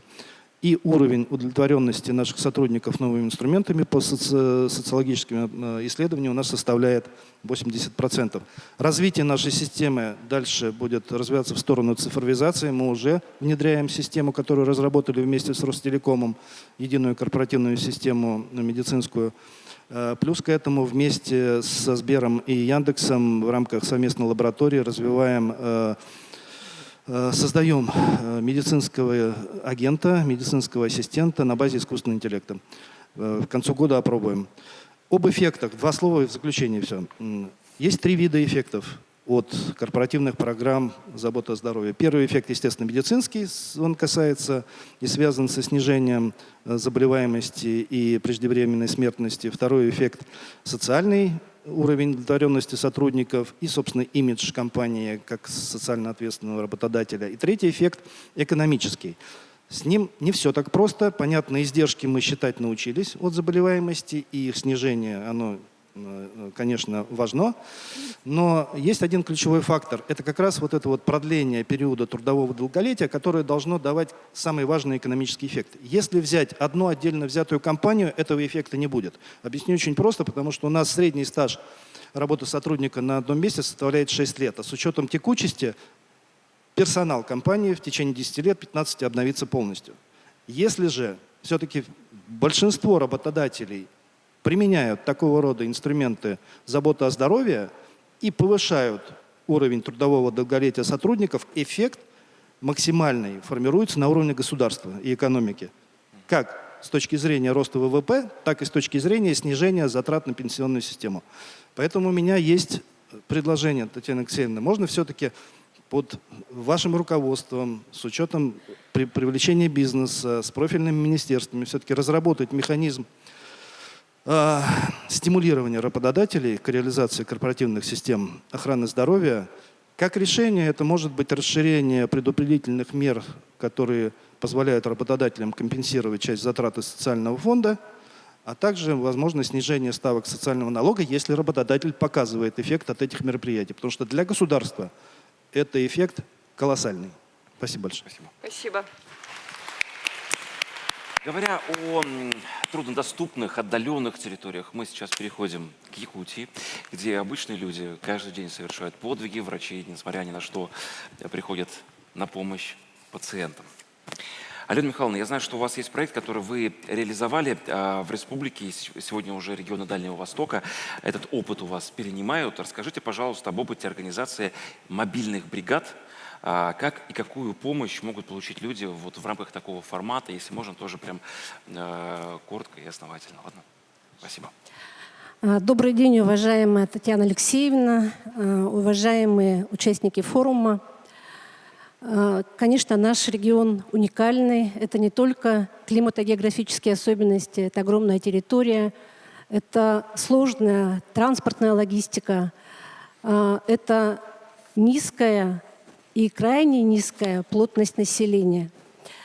В 2023 году по инициативе главы Республики Саха-Якутия Айсена Сергеевича Николаева был создан Республиканский центр мобильных бригад.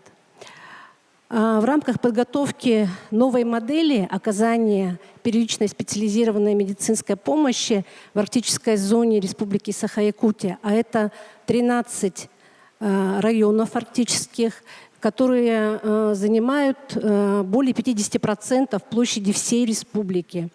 А как раз-таки там крайне низкая плотность населения.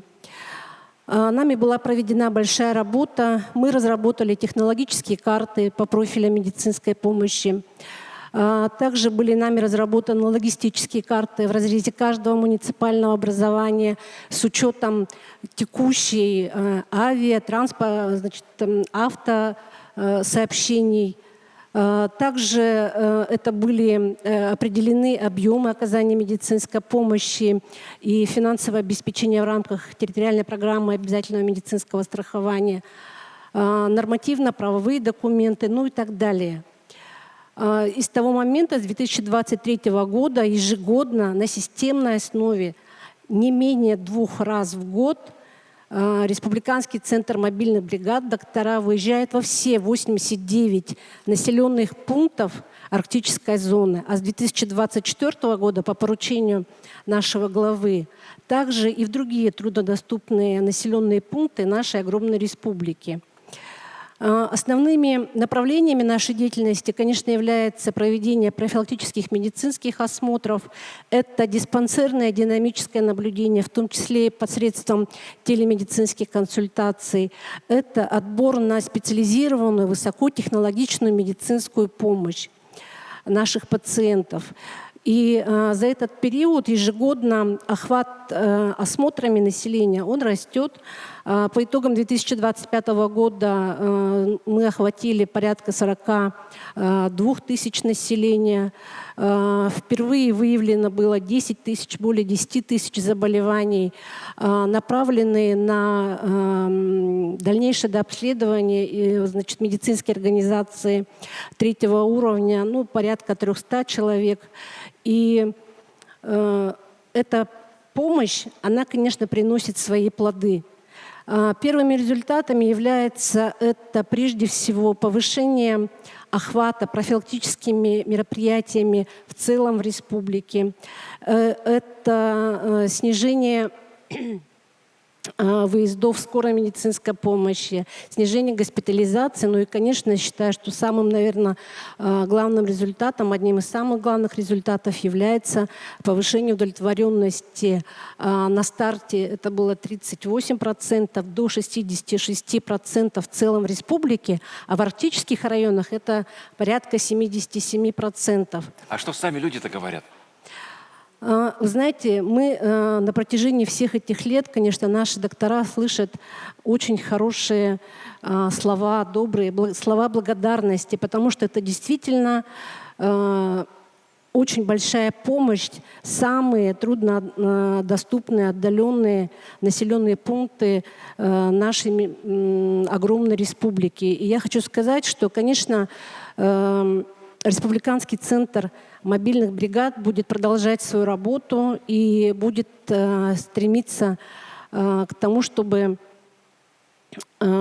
оказывать помощь на местах во всех населенных пунктах и всем жителям нашей республики. Спасибо большое за вашу работу, за ваш опыт. Алена Михайловна, я сейчас вас попрошу, если можно, вот на ближайший диванчик присядьте, пожалуйста, на первый. Да, если... Алена Михайловна, да. Спасибо большое. Наоборот, чтобы коллегам было удобнее разговаривать.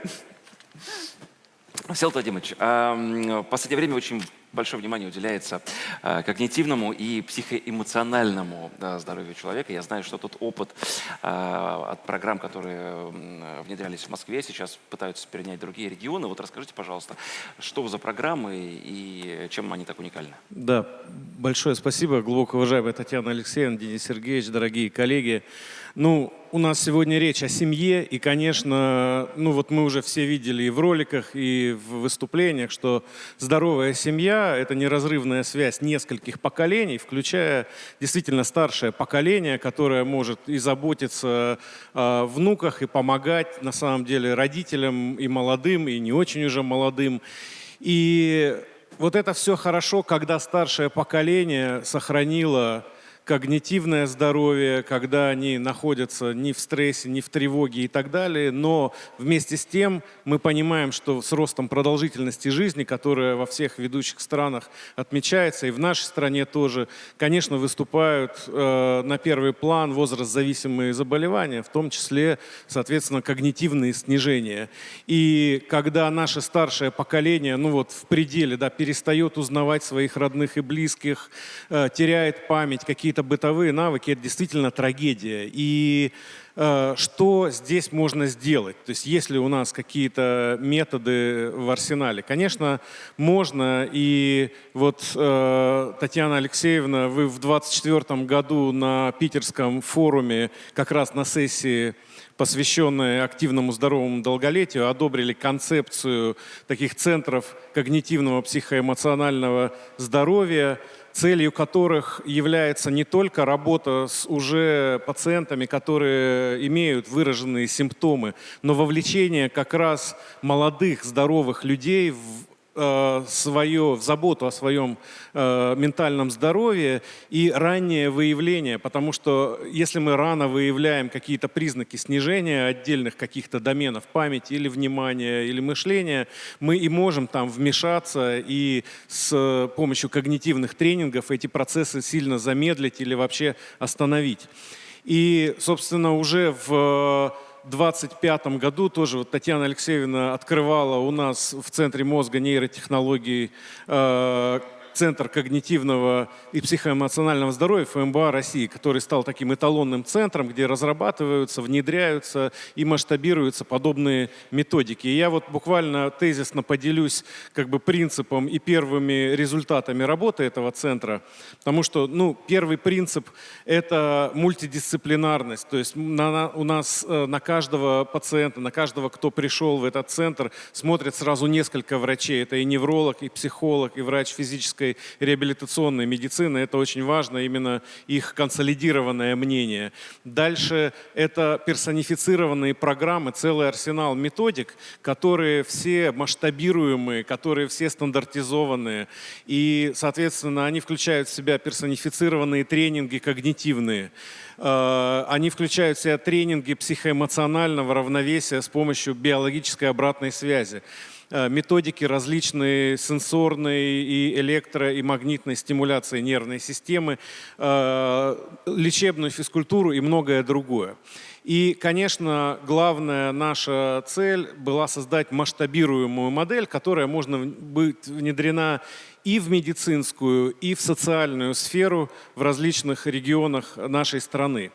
И если касаться уже масштабирования, то вот по поручению нашего руководителя агентства Вероники Игоревны Скворцовой уже 10 таких центров созданы при окружных центрах научно-клинических Федерального медико-биологического агентства. Также вот вы упоминали пример с Москвой. Действительно, ФМБА России совместно с правительством Москвы организовала проект, где в 140 центрах московского долголетия появились такие кабинеты, где методики, разработанные в нашем центре, соответственно, были внедрены. Это методики когнитивных тренировок и методики психологической разгрузки, избавления от стресса. И я вот поделюсь такими цифрами. Прям коротко, очень коротко. Да, очень коротко. Уже по равновесию когнитивному, точнее психоэмоциональному, 25 тысяч человек вовлеклись в эту программу, прошли тренинги. У них есть такой показатель альфа-ритм, который снимается энцефалограммой у этих не пациентов, даже здоровых людей. У всех практически отмечено до 80% повышения альфа-ритма, что означает выход из стресса, способность концентрироваться и так далее. И это вполне объективные метрики. А что касается когнитивных тренировок, то 40 тысяч записавшихся на тренировки, 20 тысяч сейчас проходят, 15 уже прошли. И, соответственно, у 90% этих людей на 30% увеличились те показатели: память, внимание, мышление. Это своего рода данные, которые, такой стал большой эксперимент на больших данных. Мы доказали, что эти методики работают. Мы очень благодарны коллегам в Мордовии, что они обратились к нам за методической помощью в организации кабинета такого при Центре здорового долголетия. И, соответственно, также открывается такой полноценный центр, такой клон нашего Центра когнитивного здоровья в Великом Новгороде вот уже в этом году. То есть, спасибо, Татьяна Алексеевна, вы видите, что фактически эта модель, которую вы тогда одобрили, она масштабируема, и представляется, что, конечно, такие центры должны существовать в каждом регионе, и, соответственно, такие кабинеты должны, наверное, появиться в каждом центре здорового долголетия, и мы со своей стороны, Федеральное медико-биологическое агентство, готовы всячески помогать стандартизовывать и внедрять эти методики, обучать и так далее. Спасибо большое. Спасибо. А мы сейчас готовы показать видеоролик как раз-таки про активное долголетие. Давайте посмотрим.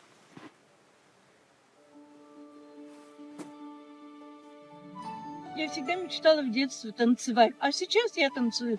И не только, все со мной танцуют. Я воплотила в себе ту артистку, которая не поступила. Я сейчас теперь живу на полную. Мне так хотелось вернуться снова на сцену. И тут эта мечта моя осуществилась. Очень много моих мечт здесь осуществилось. Я начала танцевать, заниматься спортом, получила золотой значок ГТО. И главное, я участвую в конкурсе красоты. Я стал себя, во-первых, лучше чувствовать физически и эмоционально. Я приобрел много новых друзей, великолепных, интересных людей, которые также не сидят на диванах, а активно живут. Можно, например, и на зарядку, и на танцы, и на физкультуру. Бассейн, пожалуйста. Рисовать хочешь акварелью, пожалуйста. Слыхал уже вязание, нейромагия, бильярд. И встречаться с друзьями, это тоже продлевает жизнь. К нам приходят юристы, медики. Это дает нам большой кругозор, который мы познаем что-то новое. Очень много мероприятий проходит для людей серебряного возраста. Это все вдохновляет. Приходишь с таким зарядом сил. Самое главное, когда человек уже на пенсии, ему нужно найти занятие по душе. Не бойтесь ничего. Идите вперед, открывайте новые горизонты. Мы сегодня говорим о семье, здоровье, самореализации. Фактически затронули все поколения от рождения ребенка до серебряного, почетного возраста. И, знаете, еще какое-то время назад люди старшего поколения считали, что с выходом на пенсию они почему-то никому не нужны, что о них никто не заботится, что о них никто не думает. Без работы, спортивных, творческих занятий человек начинает меньше двигаться, теряет социум, быстрее, скажем так, стареет.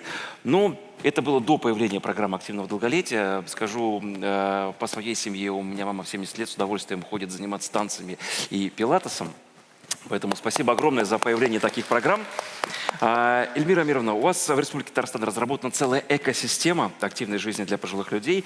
Как работает эта программа? Какие возможности появились? Если можно, сразу говорю, у нас есть буквально пара минут, не больше. Пожалуйста.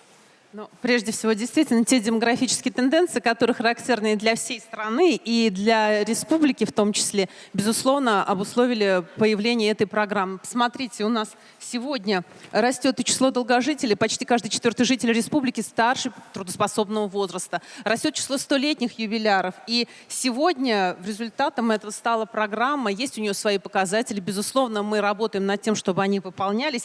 Но основа долголетия – это физическая активность. 12 тысяч спортивных у нас есть объектов в Республике Татарстан. И, безусловно, 5 тысяч различных мероприятий, в которых участвуют представители старшего поколения. Это не только турниры по шахматам, по шашкам, это большой комплекс мероприятий спортивного характера. И вот, например, у нас Союз пенсионеров проводит спартакиаду старшего возраста.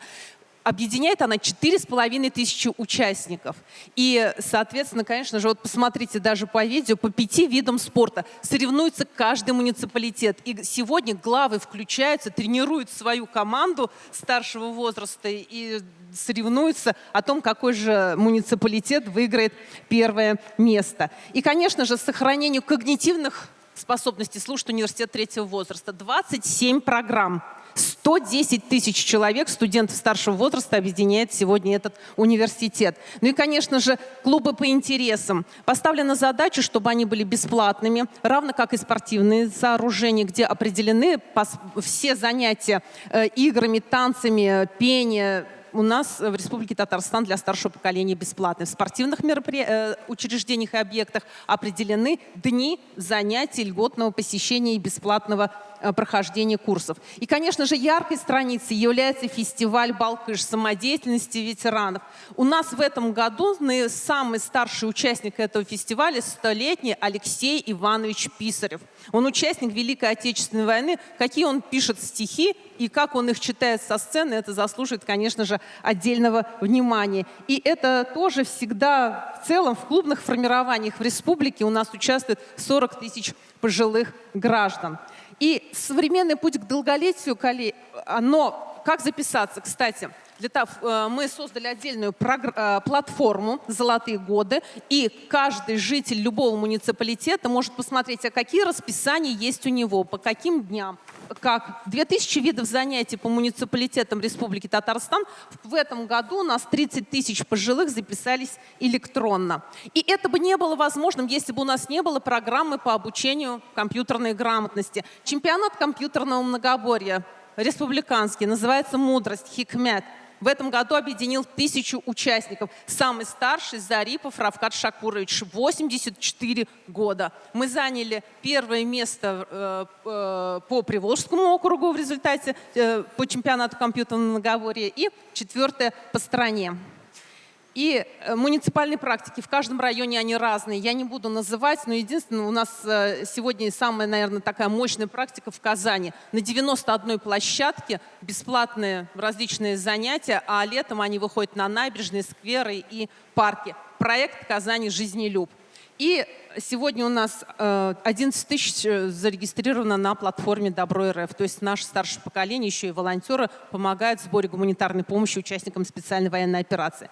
Конечно, это не было возможным, если бы не было медицинской профилактики, превентивной помощи, кабинеты гериатрические койки. Точно так же у нас работают центры памяти, создан Республиканский центр когнитивных расстройств. И, соответственно, 10 межрайонных кабинетов памяти сегодня оказывают помощь, но не просто оказывают помощь, а, во-первых, дают родственникам сведения о том, где, в каких социальных службах можно получить дальнейшую помощь по социальной реабилитации. И, соответственно, конечно же, это благодаря выстроенной системе межведомственного взаимодействия наших социальных служб со здравоохранением. И, Татьяна Алексеевна, я хотела бы поблагодарить за тот проект по доставке лиц старшего поколения. Помните, мы закупали автомобили для жителей отдаленных населенных пунктов. Сегодня, вот мы посмотрите, даже в этой аудитории есть те люди, которые проживают в городе, я так понимаю, и не все дошли на диспансеризацию. А что такого для пожилого человека, у которого хозяйство, собраться, выехать в райцентр на диспансеризацию, да это целая история. А вот этот проект по доставке. 33 тысячи жителей мы доставляем. И, кстати, благодаря тому, что нам потом система здравоохранения дает информацию о том, а кто нуждается в дополнительной помощи, в уходе на дому, а может, кого-то нужно взять уже в систему долговременного ухода или в перспективе. 1500 человек мы ежегодно по итогам диспансеризации, работы кабинетов здоровья берем на надомное социальное обслуживание. И благодаря взаимодействию со здравоохранением в рамках только системы долговременного ухода у нас снижение вызовов скорой помощи на более чем 20% и более чем на 50% среди получателей системы долговременного ухода обращений за первичной медицинской помощью. Таким образом, долголетие – это жить гармонично, выбор за нами. Мы с вами все будем жить долго, а самое главное, чтобы наше долголетие было активным. Спасибо. Спасибо. Спасибо огромнейшее. Давайте еще раз поаплодируем нашим спикерам. Я вас попрошу вернуться в зрительный зал. Я думаю, что настало время подвести некий итог нашей встречи. Прежде чем мы увидим еще один творческий номер на этой сцене, буквально несколько слов. Мы сегодня поговорили о программах, которые, безусловно, важны для каждого из нас. Пожалуйста, несколько слов. Денис, на самом деле очень важная тема, которая нас на самом деле объединяет, потому что то, о чем мы сегодня говорили, это то, о чем говорят наши люди постоянно, то, за что они благодарят, и то, чем они недовольны. И благодаря такой обратной связи мы на самом деле корректируем свои решения, свои действия. И я бы хотела поблагодарить всех тех, кто делает это возможным. Это и наши регионы, это и наши работодатели, это наши социальные работники, медицинские специалисты, которые двигают вперед нашу страну и делают те достижения, которыми мы гордимся. Потому что завершу тем, с чего начала. Родина для нас начинается с людей, потому что люди делают те достижения, собственно, ради которых они живут, ради которых они рожают своих детей, продолжают свою семью. И если мы вместе, нам все по плечу, и мы побеждаем. Я хочу еще раз всех за это поблагодарить. Спасибо. Спасибо огромнейшее за эту встречу. Татьяна, давайте мы с вами пройдем в зал. Буквально несколько секунд, и на эту сцену выйдет хор московского долголетия. Давайте, пока сейчас у нас идет небольшая подготовка сцены, поаплодируем и поддержим участников московского долголетия.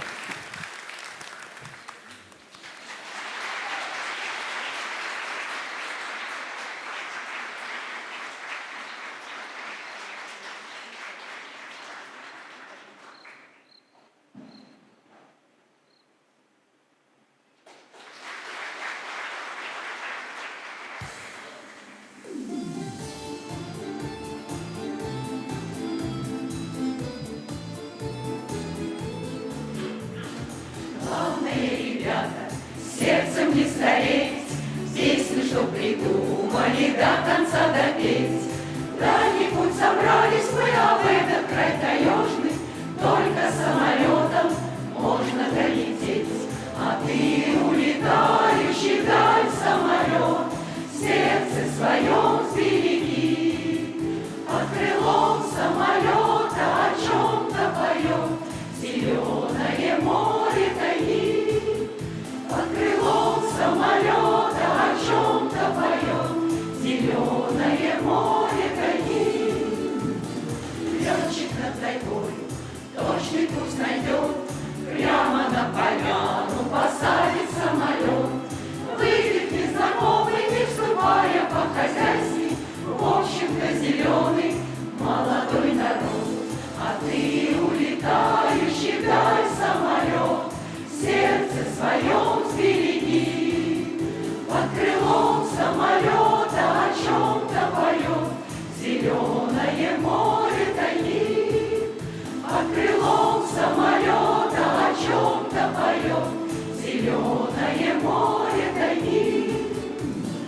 Там веками ветры, да снега не вид, там совсем недавно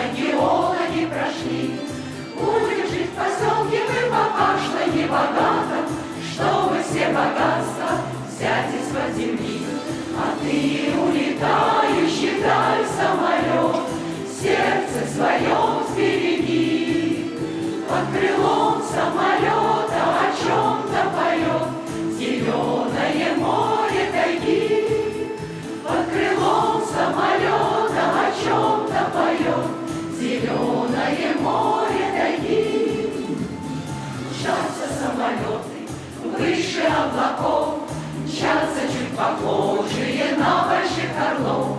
Мчатся над тобой они, а знаешь, дорогая, лету к нам таежный несколько часов. А ты, улетающий вдаль самолет, сердце своем сбереги.